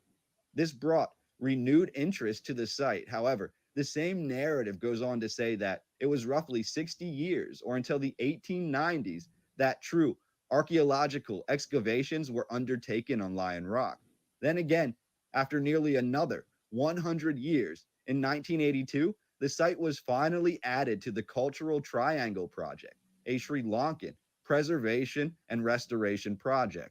Nowadays, the site can be visited and is by over 1 million tourists per year. However, the deepest reaches of Lion Rock are still a mystery to even the most educated of scholars.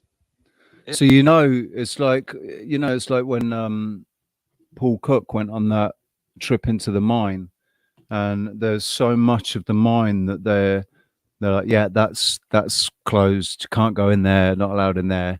They close off so many areas. I wonder how. I guarantee they won't let you inside the caves at all, or like the tunnels within, or see where the water system, any of it. So DN is in chat, and he was there before they closed all that down. So he was actually able to go into some of the tunnels at the site. Oh, wow. That's amazing. DN, do you have any footage or pictures that you can share with us?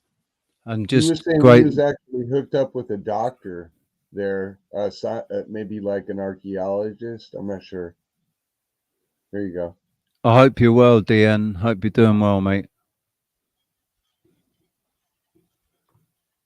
Yeah, I read that, DN, but I actually read since then that they actually had big collecting pools, which kind of makes sense if it rains so much there. Be silent, wasps. I know what that's about. So far didn't do this unexplainable site justice. Here are just a few examples of the advancements that were found within, on top of, or directly surrounding Lion Rock. There you go. You can see they're weird bricks, though. Weird brick shapes. Yeah, they're basically probably Lion not Rock made is considered to be one of the. They might even use brick leaves. Pyramid almost. Asymmetry to intentionally interlock the man-made geometrical and natural forms of the surroundings. Meaning, again, like many other ancient structures, we have bricks and stones, man-made construction, literally Wow, look at blended that together archway with there, carved out of stone. But carved or geopolymer, right? Like Well, we'll have yeah, to I don't know. Campbell That's next time we have actually Paul on. brick when you look at it up close.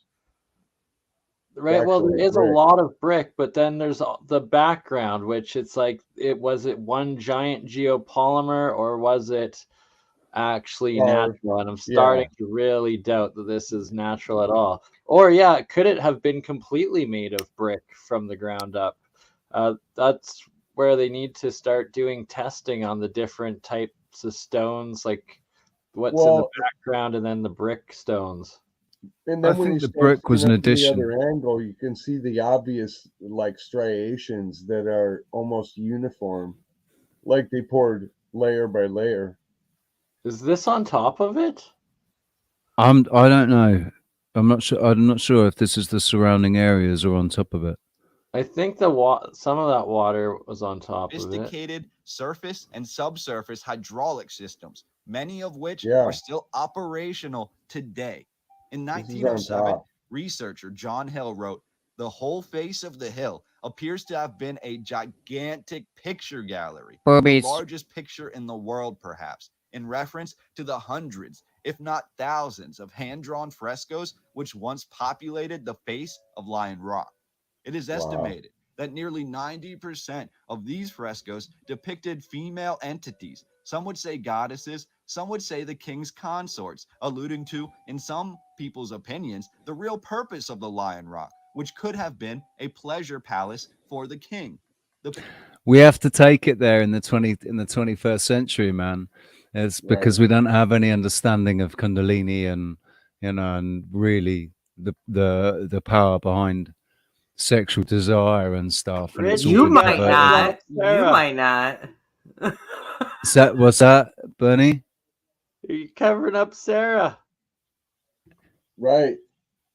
Goddess worship is where we've lost goddess worship.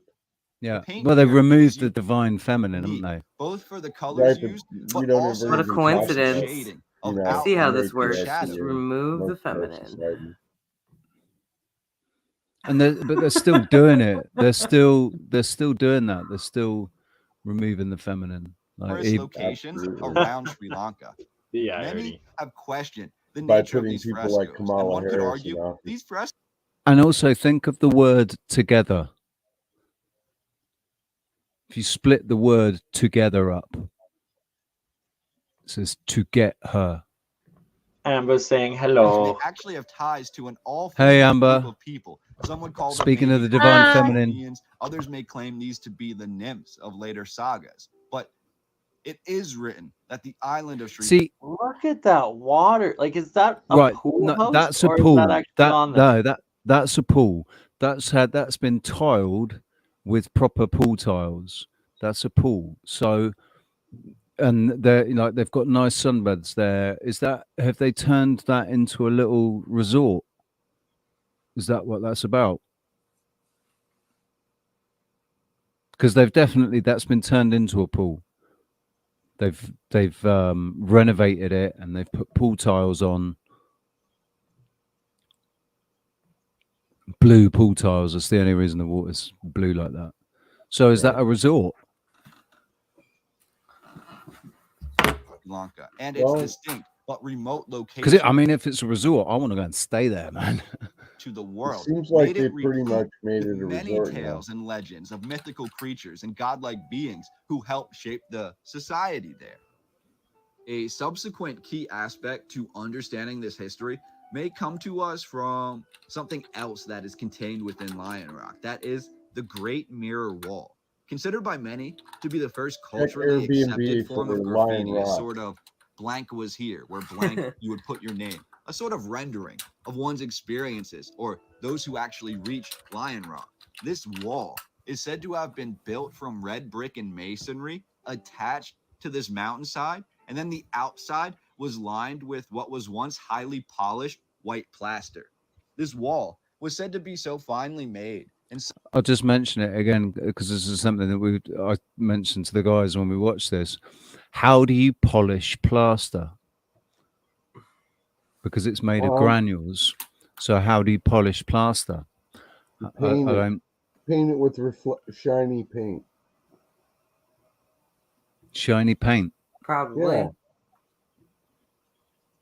But that's not no, but that's painting. That's not polishing. It's like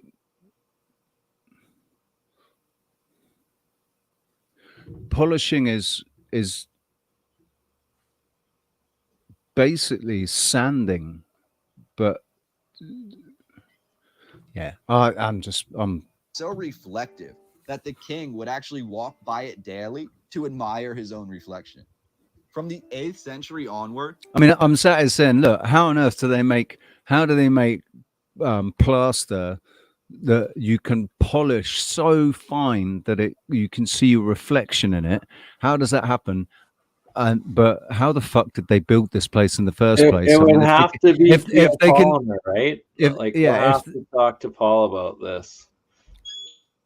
And it'd have to be some sort of silicon, like glassy, Shit. Why can I never remember the name of it? Campbell, do you remember the name of the geopolymer stuff that is the granite style? We need Paul for this one. We should have had Paul on this. Well, roughly the you let him know. Of the time of Lion Rock being a Buddhist monastery, travelers would pilgrimage to the Great Lion Rock, where the plaster of the mirror wall had already begun to darken through exposure to the elements. Here, the weary travelers would often leave inscriptions on the formerly white wall, poems describing their ascent to Lion Rock. Over 1,500 unique inscriptions have been found to date, and of those, at least 695 of them have been deciphered. These poems and quatrains are some of the best evidence we have that a wide range of visitors from all parts of the world made their way to Lion Rock in ancient times.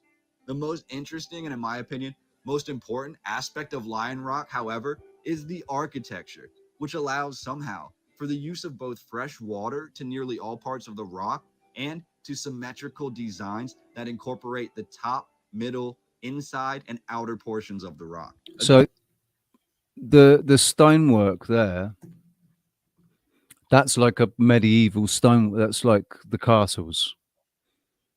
The other stuff is like Machu Picchu and whatever, but this is like castles in Europe. Yeah, like the structure itself, the geopolymer is pre-cataclysm, and then the brickwork and stuff like that is within like the last couple thousand or even 500, the Tartarian time, essentially. Like in the last 1,000 years, or 1,500 years or something like that. That incorporate the top, middle, inside, and outer portions of the rock. Again, this is said to be a naturally occurring solid rock formation, basically in the middle of a jungle. But science tells us that, for all intents and purposes, nearly every aspect of the rock has been developed, entrenched, dug, bored, and attached. And yet the rock itself, which seems completely out of place in the jungle, occurred here naturally millions of years ago. The rock's apex, or the top, is fully built out, and this top of the rock was once home to a literal community, one that never had to leave Lion Rock to survive. Lion Rock is nearly 600 feet tall. Caves are... So look, poured stones, poured stairs, like right. Yeah, for sure. Yeah, like that all looks geopolymer for sure, as opposed to chiseled or cut out. And definitely the brick and that stone needs to have chemical analysis comparison. Yeah. But look at how green the water is there, and then how blue it was in that pool. So this is like where they collect the water, and then it goes through the hydraulic system and like inner filtering before it gets to like the lower swimmable pools or drinking water. I'm really fascinated on how it works. Well, I found an Airbnb within like a good view of the place for like $9 a night. Yeah. Carved into the rock at all levels, where no path to the cave was ever found. Only because of later construction, like modern day steps, are most parts of the cave system accessible. Before those steps, only those with knowledge of the Lion Rock and its interior would be able to ascend to its highest reaches. Intricate interior pathways, large enough to march armies through, yet concealed to the public, litter the inside of Lion Rock. Red brick masonry, the type found hundreds of years earlier, and thousands large enough to drive armies through, armies with elephants in, because he talks about elephants of in a years bit. later, sit upon this rock like the true inheritors. We're told the rock What once you want sported to do a is get in massive there, lion's head. with a backpack and then just find a place to hide till they close the place down. And then, bring a joint for the guard. It looks pretty symmetrical in like the indentation, and then one half down and one half up. Like it's asymmetrical. They say it's perfectly asymmetrical. Wow. And if you look, it's like there's the triangle Right? there, and then the triangle there, sort of next to each other, to the diagonal line across. And yeah, that's above, and this is below. As above, Just so below. crazy. Look over How here, would you though. engineer that? Like they had to build it from the ground up. But outside of it as well, I'd like to go. Like I was saying, if you strip away all of these trees, what's here? What does it look like? Like if we got the LiDAR on here, what would we see? Well, check it out. Just what's on the top of there is like some super highly advanced permaculture. Like they say they designed that so well that they could literally, people could Never just leave. live up there, never leave. Just live on the top of that and never ever Hey, leave. this is like the first penthouse. Right? Like actually. Yeah. Yeah, 'cause apparently they had gardens and food up there and everything. Yeah, everything, man. I'm sure they grew their weed up there. Reminiscent to the tribes of Judah. The kingdom of Candy, as depicted on ancient maps, looks like the kingdom of candy as well. Because how sweet it would be to live up there. Right. You'd always be high. Of an avocado, being Or at the least inner candy to 590 the feet outer high. shell of the Sri Lankan. It's the inner candy to the outer shell, the avocado of Sri Lanka. So Sri Lanka's an avocado, and it's the meaty, because the core seed. Yeah, the core seed of an avocado is really good for you, isn't it? Yeah. You can cook it, and we had avocados for dinner tonight. Coastline. At nearly the dead center of this candy, at the sweet spot, is Lion Rock. Lion Rock had, and still has, working water conduits and water aquifers, which over 1,000 years later still provide clean water to the greater parts of the rock construction. Lion Rock has countless living quarters, literal neighborhoods dedicated to specific populations who once resided here. Lion Rock is so large that the artificially carved water reservoirs actually have man-made limestone islands that are built on top of them. The entire rock, depending on what angle you view it from, can often be seen as symmetrical, and the utmost importance was put on sacred geometry and its construction.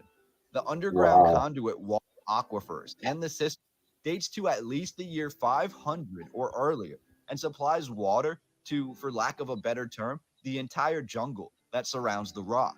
And yet, you'll notice, also surrounding the rock in the immediate vicinity, in any direction, is more elaborately built architecture that is all relatively symmetrical, all seemingly dug into the earth, and all interconnected. Look at that. That's built out of brick. I've been to some of these caves in China. I was in a cave where there was actually, it was a whole cave system in this whole valley. And there were all these sculptures in the caves, and they're definitely carved out. And they say it was over hundreds of years. For hundreds of years, the people lived there like in peace, artists and musicians, and they just sat there and, you know, worshiped Buddha and carved.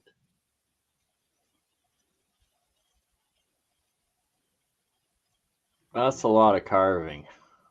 Yeah, well, and live you would on think top when of you the look rock. at it, Can you imagine it could be domesticating 1,000 an years. elephant and then They transporting it may to the say top of 200 Lion years, Rock, but that could over be like 500 1,000 years feet in the air? apiece. That alone is a spectacle that needs some explanation, and yet we have none. This highly sophisticated fortress, or pleasure palace, depending on how you look at it, or possibly a gift from the gods, seems to predate man's desire to fully explain how these miraculous structures were actually created. It's not man's desire. Well, it's not man in the collective sense of all of us. It's not our desire. It's the desire of those people that are hiding the information from us to hide the information from us. More or less, the narrative alludes that this massive fortification was built in roughly a 20-year time period. Yes, it was known as a Buddhist monastery, but we're told the usurper king transformed the rock from simple caves to an interconnected ancient city that we see today. He did this all while remaining vigilant that the true heir to the throne would return, which he did, and take back his throne, which he did, all while halting any further construction on Lion Rock.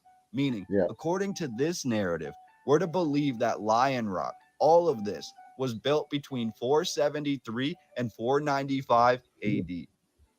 The moral of the story is that the oppressors won again. Yeah, the moral of the story is. Amen. Yeah, absolutely. And you know, we're not saying anything. You know, that's what the history says. That's the narrative. So that's what we're going to stick with. Built it in 20 years. Yep. Right? Like, as if that was built in 20 years. Yep, that's how I feel about it. Getting karate. Well, you know, you get a little loopy. So, Bernie, did you say you had some? Yeah, you've got some exciting stuff for us. To show us?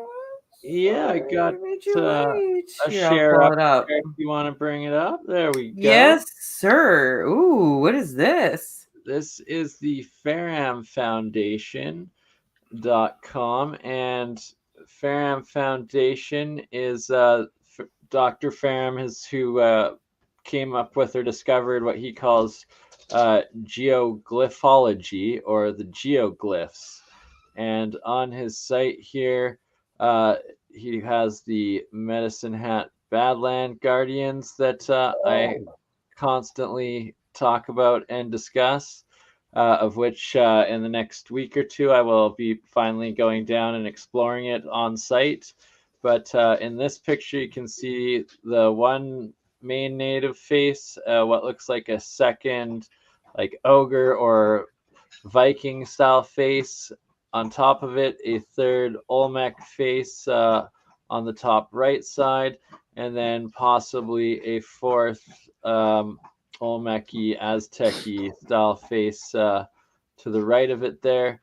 And this is from above. That's a road going up in an oil derrick that looks like an earbud for him. But just this is an aerial photograph. Yeah, 100% real photograph. No, aerial. It's an aerial exactly. photograph. It's from above. You got it.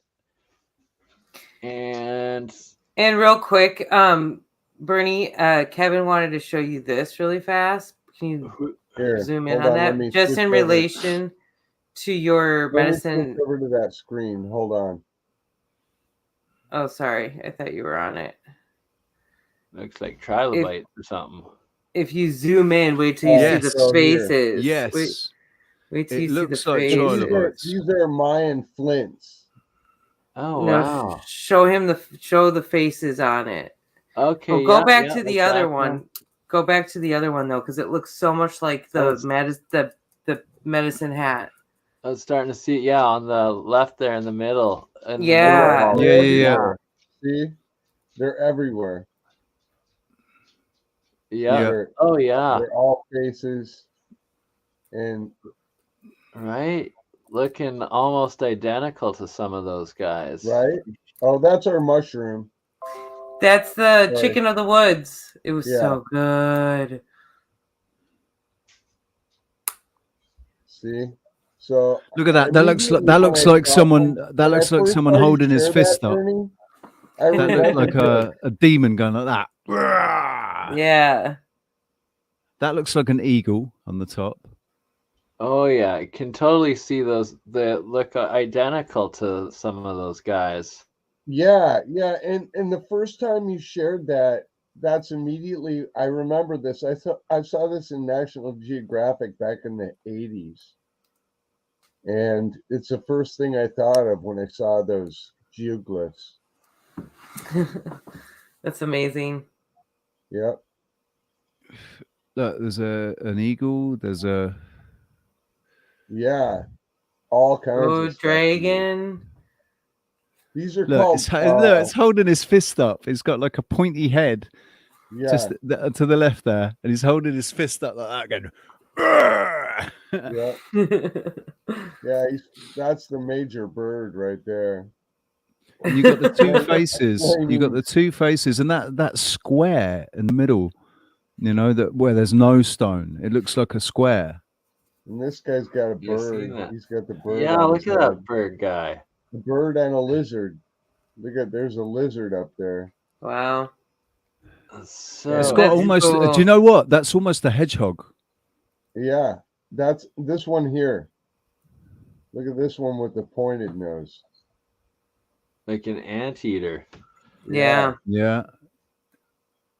There's a bird on the right there with his tail feathers. Yep. Oh yeah. Thank you for they're sharing like that. right. So those are the Easter Island Olmec type heads. Yeah, and then that matches Bernie's picture there. Yeah, so this guy, like the Olmec one. And then there's also this guy there, the Mayan with the feathered serpent headdress. Look, with a beard. Looks like he's got a beard. That looks like Bunyan. That looks like Paul Bunyan. And then this guy here almost looks like an Oriental guy that's been eroded away, maybe too, or almost looks like an alien. Who knows? Yeah, he almost looks like he got infected by the alien. We watched Prometheus last night. I think it's stuck in our heads a little bit. Yeah. No doubt. So there's the faces, and then there's the geoglyphs. And they're lines composing the follow detecting of photos. So these geoglyphs are in this site 2, 3, 4, and 5, and then 1 I think is up a little bit. But he claims that the geoglyphs are lines of megalithic stones that he's found, and that he measures out. And he measures the length of the line and the angle of the line, and then plots them out, and they map out like directly to like Hawaii, to the tip of the Baja Peninsula there, wow, like Mexico City, and all over. So one of my main goals in going down there is finding these megalithic geoglyph lines and confirming that they actually exist, these artificial stone lines, and that, confirming geoglyphs, because that's something else, that these ancient stone runes actually plot out the entire world, specific spots. Like one of them goes all the way to Cairo, Egypt, and it's like this is in on the 33rd degree. Look at on the 33rd degree. Goes to Cairo on the 33rd degree. And this was part of my awakening with the connections that a lot of us already know about. You know how the pyramids in the Easter Island, I forget the third spot. You know that make the triangle, Bermuda Triangle or something. Okay, it looks like that one is going towards Ottobalo. If you extend it out. Yeah, look, scroll back. Go back up. That one on the left. This line right here. On the left. Yeah, I think that'll hit Ottobalo. Oh, right there. It does, doesn't it? It looks like it's Definitely, guys. Come on, right? Seriously. It's going down there. Yeah. Where does it say? Just have to keep going there. Imagine if we find ancient tombs with Solomon's Cape gold. Blanco, Oregon. Yeah, there's a. I was actually just looking at that.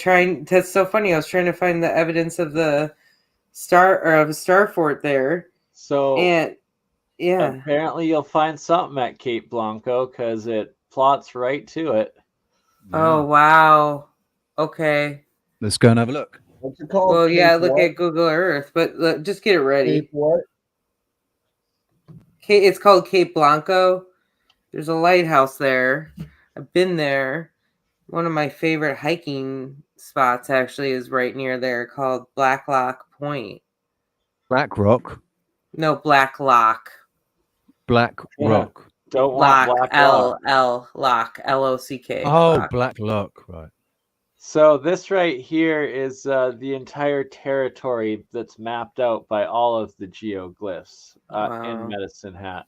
So it goes all the way to Hawaii to, I guess, the Suez Canal there, going through Cairo up to the tip of Greenland. Just crazy.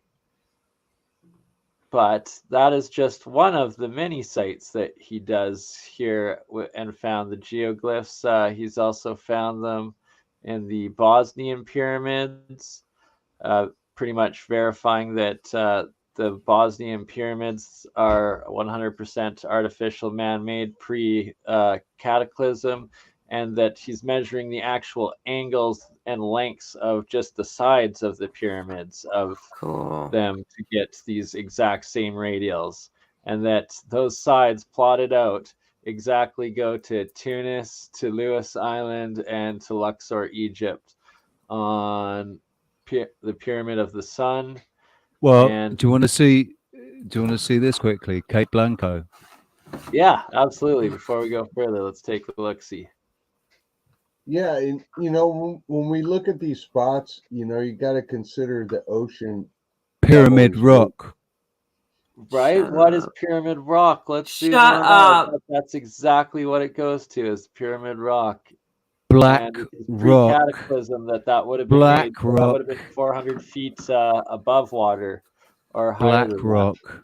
We were Scroll- talking about Black Rock. That's creepy, and you should Are we get able in to there. I want to zoom see in on it pyramid. at all? On the Pyramid Rock or whatever there? Get in there, how you can get to that angle. I want to see what Pyramid Rock looks like. And is it the tip of an actual pyramid? Right?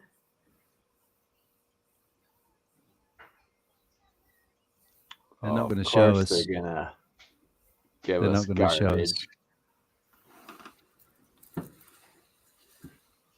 Yeah, they're not going to show Absolutely us. nothing. They won't let us see, hey? It's look at those artificial waves they have over it and everything. Yeah. Instead of the picture from above that would clearly show an underwater pyramid. Interesting. I gotta go again. I have pictures of that place. I've been there. You're going to have to go scuba diving there, Sarah. Whoa, look at the shape. Look at the shape. Pull up on that. That looks like a little star fort almost at the end. From this angle, it does. It looks like it has a point there. It looks like it's 5 points. That looks like it an does look obelisk. like a pentagon. What Yeah. is that out there? Look at the spiral. The Right? spiral sort of. Telling you guys. Oh, your instincts 100% correct on this spot. Look. Yeah, that's crazy. That guy's like, do, just pushed my wife off a cliff. Nobody's looking. Nobody saw that, did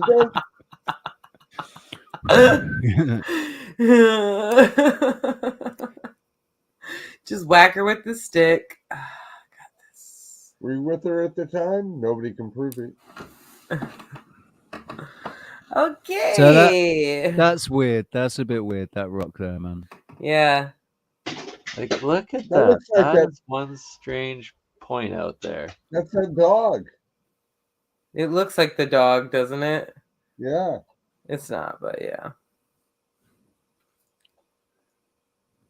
Interesting. Okay. I'll try to make these trips happen before I move.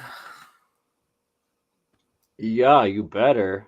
And then the next trip is Chaos Caves in Ecuador. Oh, dude. And then we got to go to Bolivia, and then we got to go to Peru, and then we got to go Chile. You ready?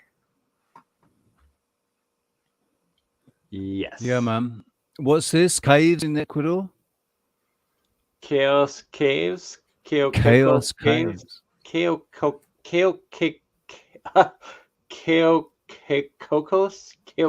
I think, caves. Kev? Do you know him? CAO Keokokos. CAO space COCOS, maybe? Anywho. No, it's not where Cacao. the collection was found. Fascinating. So this is another spot in Central America that he's found, showing all of these indentations and what looks like look at that, straight rectangles and stuff. Some sort of catastrophe must have happened there along this. And it's because one of the radials pointed to this spot, I guess, is how he found that. And this is still the Bosnian pyramids radials that we're looking at right now, and that he dates them to at least 32,000 BCE because of when these radials, these geoglyphs, the other places they incorporate, and then when they stop incorporating in the newer builds and like showing up in all the other geoglyphs, basically. So that it's like the ones in the Bosnian pyramids are some of the oldest, and that also other geoglyphs that incorporate the Bosnian pyramids into them are some of the oldest geoglyphs to have them built in, sort of thing. Yeah. And what's crazy is that one of the geoglyphs of one of the sides of these Bosnian pyramids goes directly to the modern day southern boundary of Russia. Like, how does it know? How did they know that the boundary of Russia, the same Eastern Empire, Tartarian Empire, ended right there 33,000 years ago, 34,000 years ago? Just boggles the mind.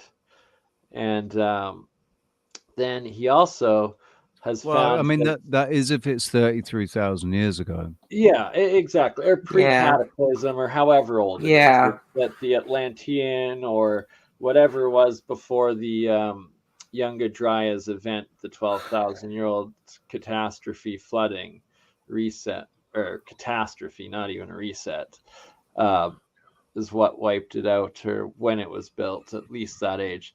And then he's also found, though, that the old city Moscow, so all the old Star Fort cities, the Star Citadel inner cities with their crazy alignments in the streets and stuff, that they are also geoglyphs, and that he's mapped out the lengths and angles of the streets of old Moscow and found that they plot out directly to the tips and complete border of modern day Russia.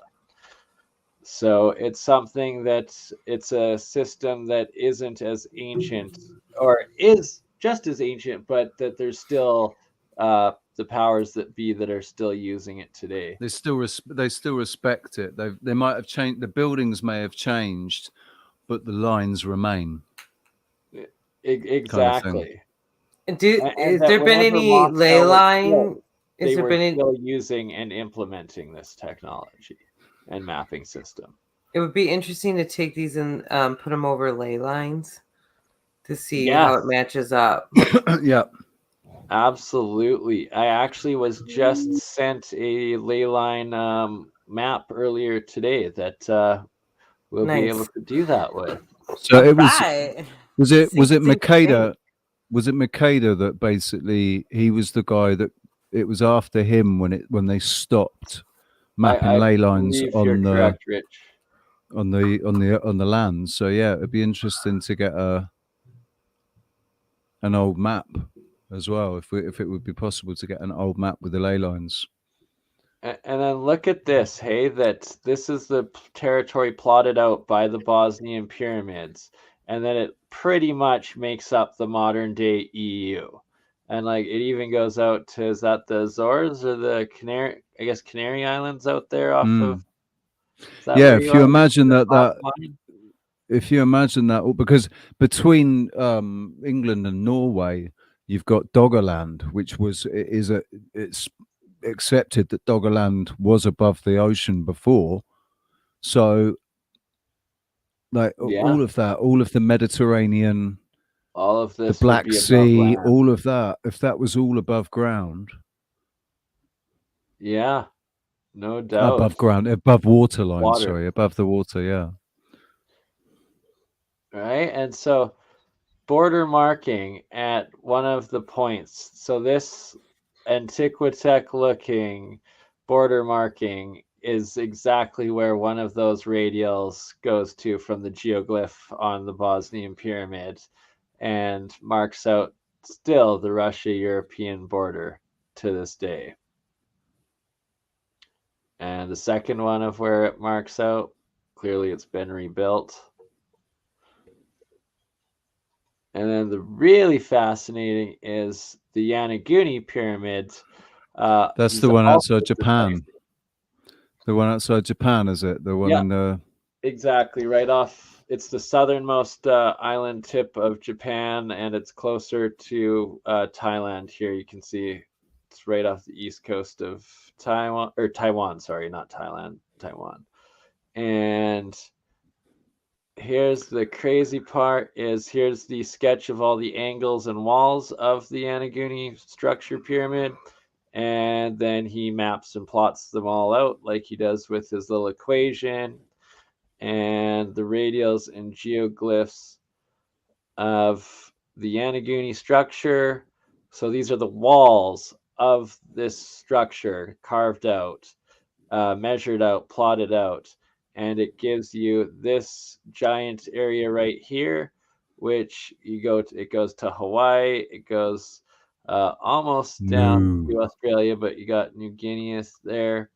And it's the identical territory that was held by Japan in World War II at the height of the Japanese Empire.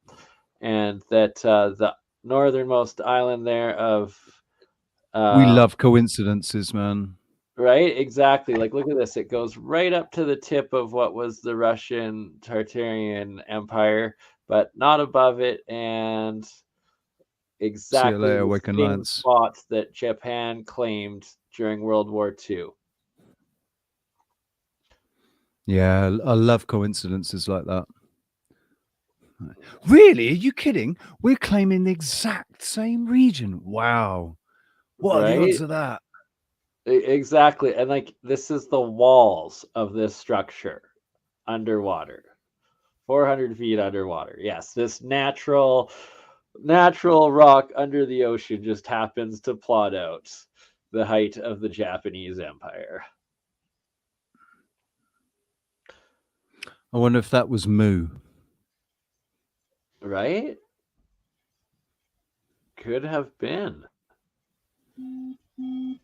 Oh, I guess no, but it doesn't go down to Easter Island and as much, just goes to the tip of Hawaii. So I guess Mu would be one empire over. So, but was Hawaii and Easter Island? Do you think they were part of Mu, or do you think they told stories of Mu? So the legend goes that they were the tips, that it was like Easter Island, Hawaii, and New Zealand were the tips of the continent, and it extended all the area in between, and that they were all that remained after. Right, because the sea levels went up. Hmm. That's what they say about Easter Island too. You know, all the archaeologists are trying to figure out how, you know, how they did what they did, but they're not taking into account that the island was much bigger. It was completely mud flooded as well. completely but I mud mean, flooded. the sea levels rose. You can go out off the coast of almost every continent and go into 90 feet of seawater and find cities there. Yeah. They don't publicize this, but that's true. I mean, well, if you think about it, they're talking about climate change. That Al Gore, when he was talking about it, he was saying that water levels were going to rise 15 feet or something, or 12 Yeah, but it feet. has nothing to do Yeah, we with what should he's already talking be about. underwater according Just to 12 inconvenient feet. truth. 12 feet takes out most of the UK, takes out all of London. You know, California, Florida, the Florida Keys would disappear, wouldn't they?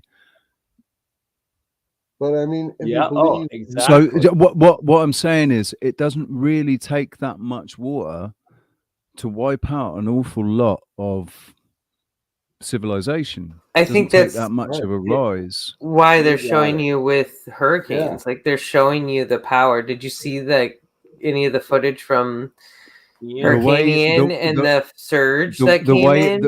it's the way it was pulling it out of the bay on one side, but then it was swelling and Dumping it surging on on the the other. other but they're only side, getting like 8 like feet. 16 If the 8 feet didn't foot. go away, if the 8 feet stayed there and didn't go away, people would just have to move away. Yeah. Yeah. It would So be uninhabitable. this is another glyph, couple of geoglyphs. So Yanaguni is just east of Taiwan, and then I guess these ones are just off the coast of Taiwan. That you can see them here under the ocean, and when he plots these ones out, they literally go to the north and south tip of Japan, Okinawa Island, Samoa, and Fiji. Oh, interesting. The Okinawa connection. Wait, isn't there a starfort on Okinawa? Sorry?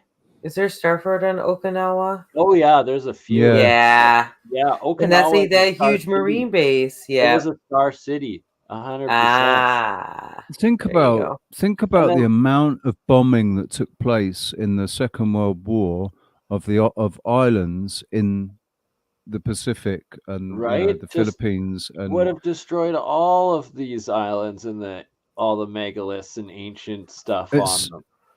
So here's the second one there off of the coast of Taiwan right here that he's plotted out. And that how the heck does it randomly, those random angles lengths, plot out exactly to Hawaii, Wake Island, Christmas Island, Marshall Islands, Guam, and Samoa. Literally the most isolated islands on the world. and we're just talking about just it's a simulation. So Well, I mean, listen, guys, if we were playing a Risk game right now, and all of a sudden we figured out all this stuff, and we were like on different teams and we're fighting against each other, we would suddenly realize that we'd all been duped, and we're that all somebody one. else had set it all up, had given us the guns, and said, "Look at all those bad guys over there, shoot them." You know, that's basically. But that what's is what unfolding happened. here. That I is know. basically what happened. It was like, hey, you want that, don't you? You want that. You should take it. Just take it. It's yours.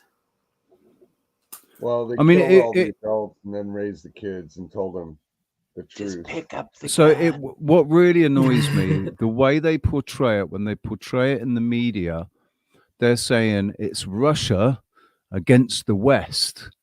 No, it's not. It's Vladimir Putin against the deep state, Joe Biden. But you know, it's a selection of individuals that are assuming the fucking. It's the working class against the working class. Well, no, they set us against each other. It's all not win. though. It's not though. Really, it's just these. It's these. If we put it into terms of the Sistwikevi, right? So these are men that consider themselves capable of looking after the trust of the wealth of Earth, all of its minerals and gases and fuels and everything. That's how They're all fighting amongst themselves about who's going to own what and control what.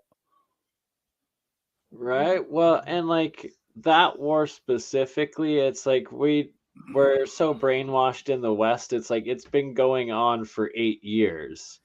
Oh And God, yeah, since 2014, since they fucking installed a puppet government.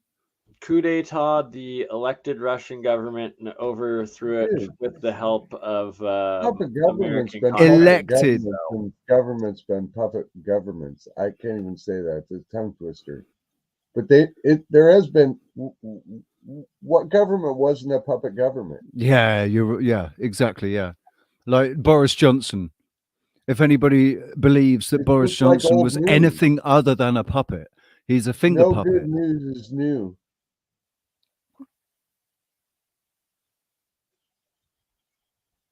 No, that wasn't right. No So news is bad these news. what Bernie's showing right now, these pyramids reminds me of some of the pyramids No that good we've news been is new, seeing Nick. coming out of Australia that look almost like they're borderline mountains, but they have a very distinct pyramid shape covered like this, like they've been sitting there for a while. So that's really Yeah. interesting. And these are in Indonesia, which are pretty close to Australia, and that he's just measuring the lengths and the angles of the mounting Yeah. the pyramids here, so that it would be a good way to verify the ones in Australia actually being man-made pyramids is measuring their lengths and angles and seeing if they plot out to specific landmarks as well.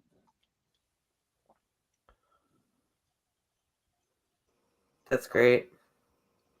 Like Galapagos Island, tip of Baja, south tip of South America, and Luxor, Egypt.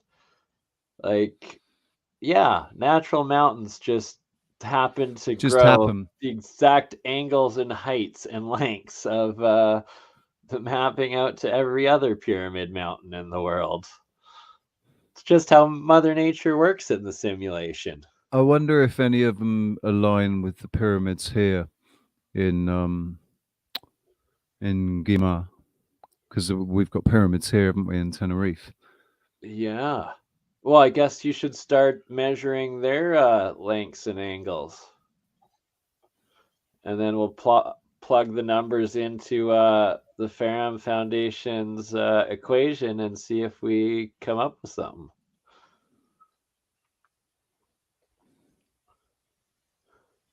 This is just crazy.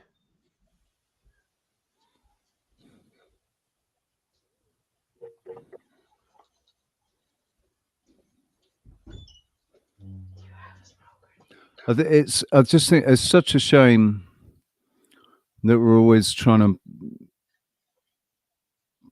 Basically, if we had accurate maps, this would mean a whole lot more, I reckon.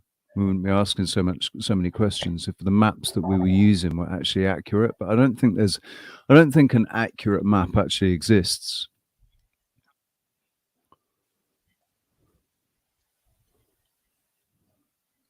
Nazca Line's shock discovery. What's that? Hey, be right back.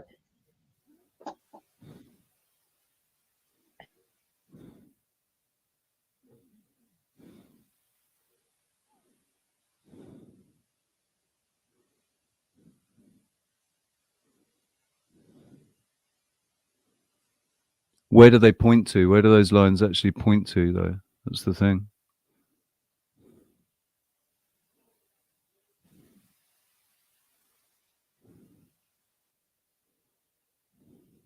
Sorry, find in 1 second. It'll probably be lower down here where they plot out to. Hawaiian. Sorry, he's got it written there. Hawaiian Island, Fiji Island, Portugal, Portuguese Guinea, Reykjavik, Iceland, Mexico City, New Zealand, Portuguese island of Ilhabela. And then, so here's the hummingbird. And let's see, the hummingbird. Oh my God.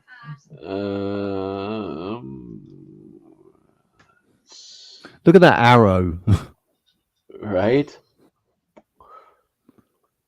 Oh, there's the Japanese one. Oh, I don't know if it has it plotted out. That's strange. Why he doesn't have where it ends.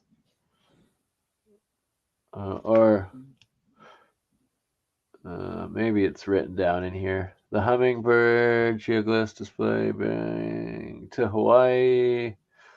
Important landmarks. I don't know why it doesn't say. The Faroe Islands. Some of them, I guess. Or maybe it's these. Maybe it's all of these islands. Actually, it's interesting, isn't it? Why they have to put like the left and the right, red and blue. Yeah, always isn't it? Red and blue. Red and blue. The demon colors or the aura colors of UV. The blue range or the red range spectrums. It's the throat right and the throat and the base. Base chakra, your root chakra and your throat chakra. That's interesting. So here's this Japanese key-like geoglyph, and we've seen a few of these, and they're usually around the star forts, around or top of them, these keyhole-like ones, and that they also are all of these geoglyph-bearing radials. And there's one in Japan that plots out, that keyhole one plots out to all here, the tips of Australia, Papua New Guinea, Thailand, Vietnam, tip of India, tip of Sri Lanka. Just crazy. I want to see what's on the land in that line. Like, look, if you look at the line that's cutting across Australia. Yeah. Oh, wow. Japanese Nazca star, where 3 of them align pretty much identically on the opposite tips of the islands in the middle of nowhere. It just makes sense that there's going to be more. There's going to be more. There will be more evidence along those lines. I think there's probably buried under all, dirt and water and whatever. There'll be more evidence, more structures or geoglyphs or whatever. 100%. Guaranteed you're right on that, Richie. All right, so that's a good look at that for tonight. Decent introduction to the Faram Foundation, geoglyphs, and thank you. A whole new way of verifying ancient sites. Thank you. And just tons more evidence that we're being taken for fools. But we're not. They're not giving us enough credit. We're not fools. We have to take the credit. We have to take the credit that we're due daily. That's what we have to do. We have to take the credit that we're due daily. You have to take it personally and go forward as if what they are doing is what it is an illusion. You just need to go forth in your life, knowing you can know that they're doing what they're doing. But if you are caught up in it, then that's exactly what they want. They don't want you to go forward in life. And what Burney's doing with his energy stuff, they don't want us to go forward to Ecuador and work in a community and live our lives. And that's what everybody should do. Eventually you realize that these people have been doing it since doing it has been doing it, and you let it go and you try to forget, because they don't exist in reality. They exist in their illusionary matrix, but you just have to detach yourself. Find what stop you thinking about are. it. You imagine if Prince Charles woke up. Prince Charles, he's actually technically he's not being crowned. He's not king yet. He's not being crowned until 2023. But you imagine if he woke up in the morning, was laid there waiting for somebody to come and, help him put his trousers on or whatever, and just nobody comes. And he's ringing his bell, like. He gets up, walks out, and just everyone's fucked off. What do you mean the king has to put on his own pants? King has to go. He goes into the kitchen and just like there's a note on the table, just saying, "Dear Charles, make your own breakfast, you cunt. Fuck off." And he's like, "I'm not putting on pants today." Woo. I just think it would be exactly like it is in Blackadder the Third, where it takes Prince George 4 days to get get both legs through one trouser leg. He's hopping around. How do you put these down? Not those socks. Oh, that's great. Thank you for a good show, guys. This was really fun. And I'm feeling a little loopy, so I apologize if you see me yawning a lot, but I am listening. I'm just, What are you eating there? It is 2:30 in the morning, Sarah. It's allowed. Amber you. made me a wonderful taco. Awesome. With radish and everything. It's delicious. That's what love is. Hey, For me, I always tell everybody the way to my heart. You want to know what the way to my heart? You cook me dinner. Tacos at 2 a.m. Yeah. You want to know what love is? Burgers with love is chicken of the woods on top. I'm trying to convince Amber she needs to make a cooking channel. She can sing and cook at the same time. Yeah. That would be awesome. Hey, tell her she can come to Ecuador and cook, and then we'll set up a fancy room for her that'll be super fancy, of all natural herbs and stuff. I love that. Charles is an absolute fucking balloon. And hi from Amber. I'm in my balloon buffoon. Hey, Amber. Hey. What's Doggy's name? Titu. This is Titu. Titu. Oh, so gorgeous. Look at how obsessed with the taco. He's like, taco. He's like, what? Taco. Taco. Hey, just hands Groovy up, snacks. anyone, a dog owner. Name the last time you actually finished the last bite of your own food. Having a dog. Oh no. You just don't. No, you just give it to him. My dog. Name any time when your dog doesn't just sit there staring at you, making you feel guilty the whole time. Yeah. It's like you just don't ever have the last bite of your food. It's just not a thing. We did. Alfie. We did give Ladybug.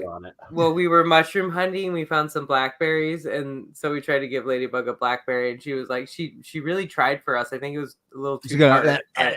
Yeah, she really tried to eat it. She'd take a bite and then kind of spit out. She's like, too many seeds. yeah. Not the right kind, Mom. Ugh, it needs to be mashed up in a biscuit. I love it. I love it. Butter. Alfie would just sit there when I took him to work, and I'd be sat there playing away, singing away, and he'd sit there. Whoever was eating, he just sit there staring at them, and they could feel him staring at them because I'd look and they'd be glancing at, and eventually that somebody would give him a bit of food, but all he'd do is just sit there and stare. It's like absolute. So the eyes would eat right through that stare. That's the cute thing. So Jitterbug, my 18-year-old retired sled dog, so she never begged for food. She was actually never really into food. And then one day it was like something, she flipped a switch, and we're giving her chicken and all this other stuff too. But so all of a sudden she starts begging. What would happen is we'd be sitting eating dinner, and out of the corner of her eye we'd see like this movement. We're like, what is that? We turn. She's silently jumping up in the air with her paws all the way up, just jumping up like this, making no sound. Like, okay, give her a treat. Just please give her one. Oh, I She love earned it. it. She Yeah. definitely earned it. Right? Yeah. It's awesome. Hey, Richie, share I my just screen. got a glare of death from Amber. What did I earn? No, dear. Oh yes. Right. Listen, guys. So this is our website, Magia Sachawasi, our website that Kev's been building. It's so exciting. In fact, let's We are put it on full screen, manifesting man. Yeah, Look yeah. at this. Ecuadorian Look at this. retreat. It's gonna be like the most ultimate volunteer, sustainable So please come by healing the retreat. website. It's going to be changing over the next few days. So we'll have a place where you can join up, and we'll have things that you can do that are not necessarily financial contributions, but to help us get the word out. And just by coming and giving traffic to the website and sharing. And we also have now, we have a Facebook page and an Instagram, and I haven't set up the Twitter yet. And it's not much yet, but it'll keep developing. It takes And a village, guys.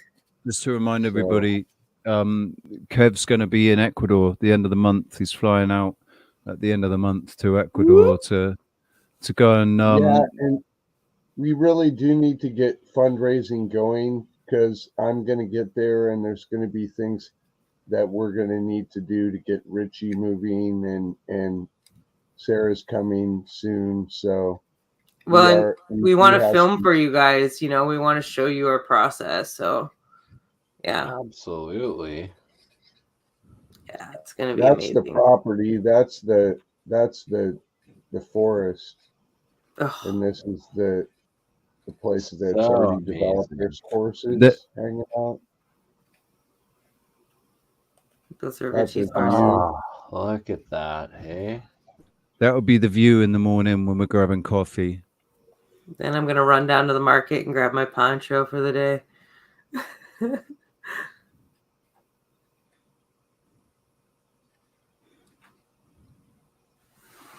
There's more Ooh. horses. I just felt a little rumbling on the coast. Did you feel that, Kev? No, good. Earthquake? Not it would if it's an earthquake, it's a tiny. It's more like trembling, but that's a good thing because there's a lot of earthquake activity right now. But trust me, we're on alert. That's a bit of a weird synchronicity because I just broke wind. Felt it on the other side of the realm, Richie. My God, that yeah, that is powerful. Jeez, it's a rumble in the Bronx. It was just following the flow of energy, man. That's all it was. You gotta let it flow. It's good chaos. It's good chaos. Yep. Just paving the way to Ecuador. Thank you. Oh, thank you guys. This has been great. Yeah. Is that cool. Thank you very much. Thank you very much to the chat room. Take a little Leafy. dip in. What's up, guys? Hey, Alex. Hey, Alex. Glad you guys are still here. Just JP. The light didn't quite work out between Bert and Ernie there, so I can't really. Even if you enlarge the camera, it wouldn't really. Do you know it's much. It's changed. It's like it's got brighter. Yeah, it did. Yeah, it did get brighter. I noticed that. Different than when I set it up.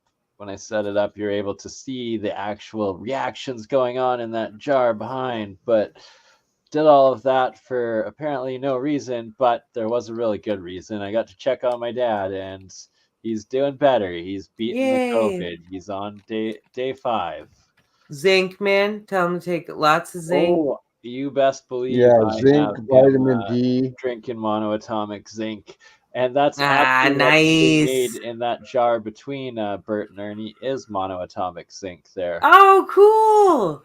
Yes. Okay, you got to teach me how to make that too. Yes. I was going to try to describe it and illustrate it today, but I guess that'll have to be next week and in the next show.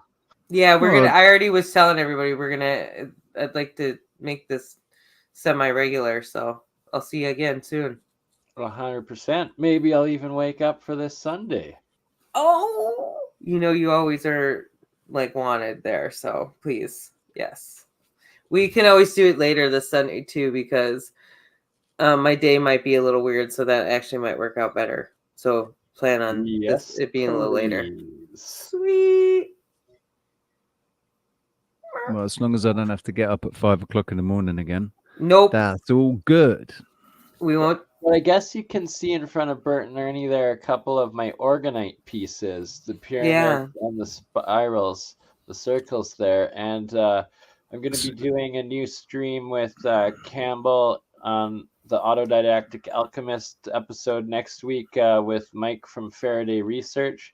And he's got some of this cobalt glass, the blue glass. It's that same blue tile glass that was used in all of the walkways and stuff back in the day in the underground lighting.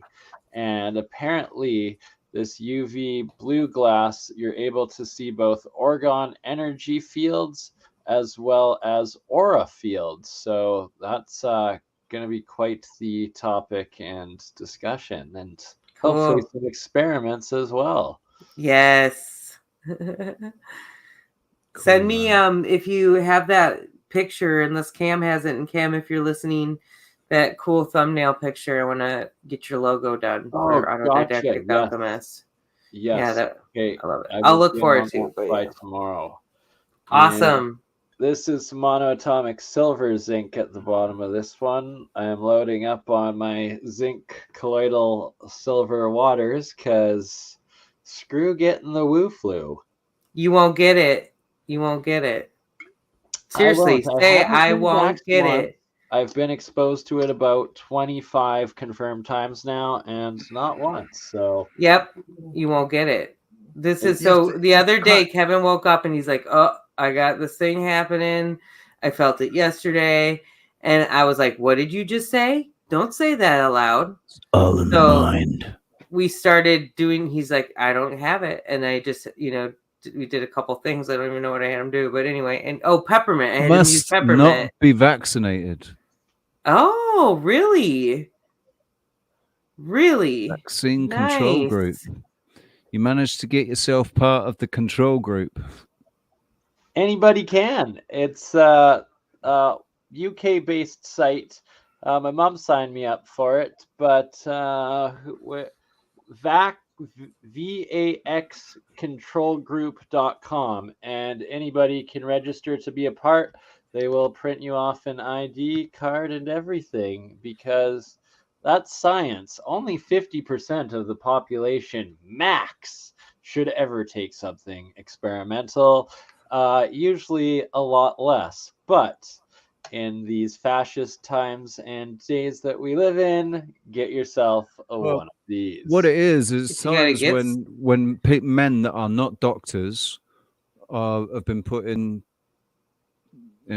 positions of power concerning, strictly medical stuff. Like there's nothing, they claim it's all to do with science. Listen to the science, and yet it's been proven now that there's absolutely nothing scientific behind what they did. Like nothing at all. Nothing. It was all anti-science. Which is what? Yeah, you guys already told you that the CDC was pushing my hospital for me to wear a mask if I didn't get the flu vaccine that started in 2017. This was totally controlled. And the flu vaccine is what is it? The effective rate only ever been on it, according to science, 40%. So not purpose. It's all there you go. That's confirming I have not taken the vax. I have not, and I am not supposed to. I'm part of the control group. Go. And I am one who hasn't taken it and hasn't caught it. Imagine that. We are all PBs. Hey, listen, dude, I've been sick once in 5.5 years. So longer for me. For me, it's about 5 years since drinking this stuff. Nice. Yeah. So keep up your immunity. But on that note, it's 3:33 a.m. in Calgary, Alberta, and Amber desperately wants her bed back because she's got to work tomorrow. Yeah. So I got to right, get man. up too, so we need to call it. But thank you so much. This is wonderful. And thank you for having me Yes. on. And we Love will you, brother. see you again on Sunday, I guess. Love you, dude. Yeah. Bert and Ernie will See stay you with Sunday. you as long as you want to go. Dance party. Bring out the disco ball, okay? Wouldn't it be funny if if they just suddenly became animated and walked up to the camera, tapped on the glass, like, do you think there's anybody there, Bert? I think I'm gonna have to do some streams where I'm running live experiments, and I'll like leave it with nothing, like just the experiment going for a couple hours, and all of a sudden, like from above or behind, you'll start seeing Bert and Ernie creeping around. You gotta do like Ghostbusters and play that song. I got your love. It keep on getting me higher. You know that song, right? When he plays it inside of the Statue of Liberty. It don't get me higher, higher, higher. Yeah. Don't get me higher. Get that pink That was a goo brilliant song, dancing. That's what we're gonna do. We're gonna get the pink goo dancing on Birdie's lives. They Okay, could guys. do a public service announcement about colloidal zinc. There you go. And then start dancing it out. There you go. And just for the purpose of YouTube, please do remember that we are not medically trained. We are not medically qualified. We're not here to give you medical advice. We're not here to provide a cure-all solution for anything, be that financial or health, spiritual, emotional, or otherwise. Please do your own research. ask. Remember that you are a sovereign human being responsible for all decisions that you make in your life. Take responsibility for yourself. Thank you very much. That was beautiful, Richie. I'm gonna have to edit that and play it in front of all my streams so they never take me down again. Never again. Never again. Yeah, German. Anyway, German. You're rich alone, man. Don't do it to me. Oh, do it.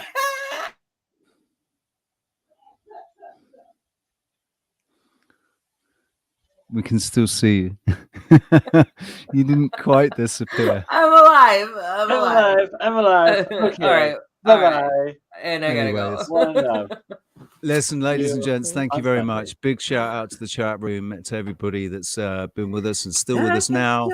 And at 3:22, we're going to see you again soon. Not sure. Oh, Sunday. Yeah. We'll see you on Sunday, peeps. Thank you very much. In this life, what do you think you've learned? Absolutely nothing. Well, I've tried to learn, but I calculate not a lot, really. I've learned that you must treat people properly, and that you must proceed in a certain way, and you must try and have a vibe of how to sort of enjoy situations. So I've learned just to, don't get miserable or fight the misery with some intelligence. This is like the most difficult area of the whole malarkey, really. It's hard to turn something around when it's going, and it's not something that you can learn by well, as far as I can see, it's something that comes to you with a bit of luck and a bit of instinct, yeah? But therefore, it's not something you can ever bank on. I'm not smart enough to figure out what the hell it is or how it works at all, That's why I treat it like voodoo.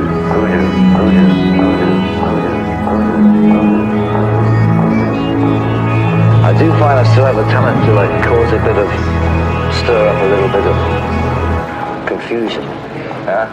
But I'll do what I can to create as much chaos as I possibly can. But my chaos is always well-natured, or has a positive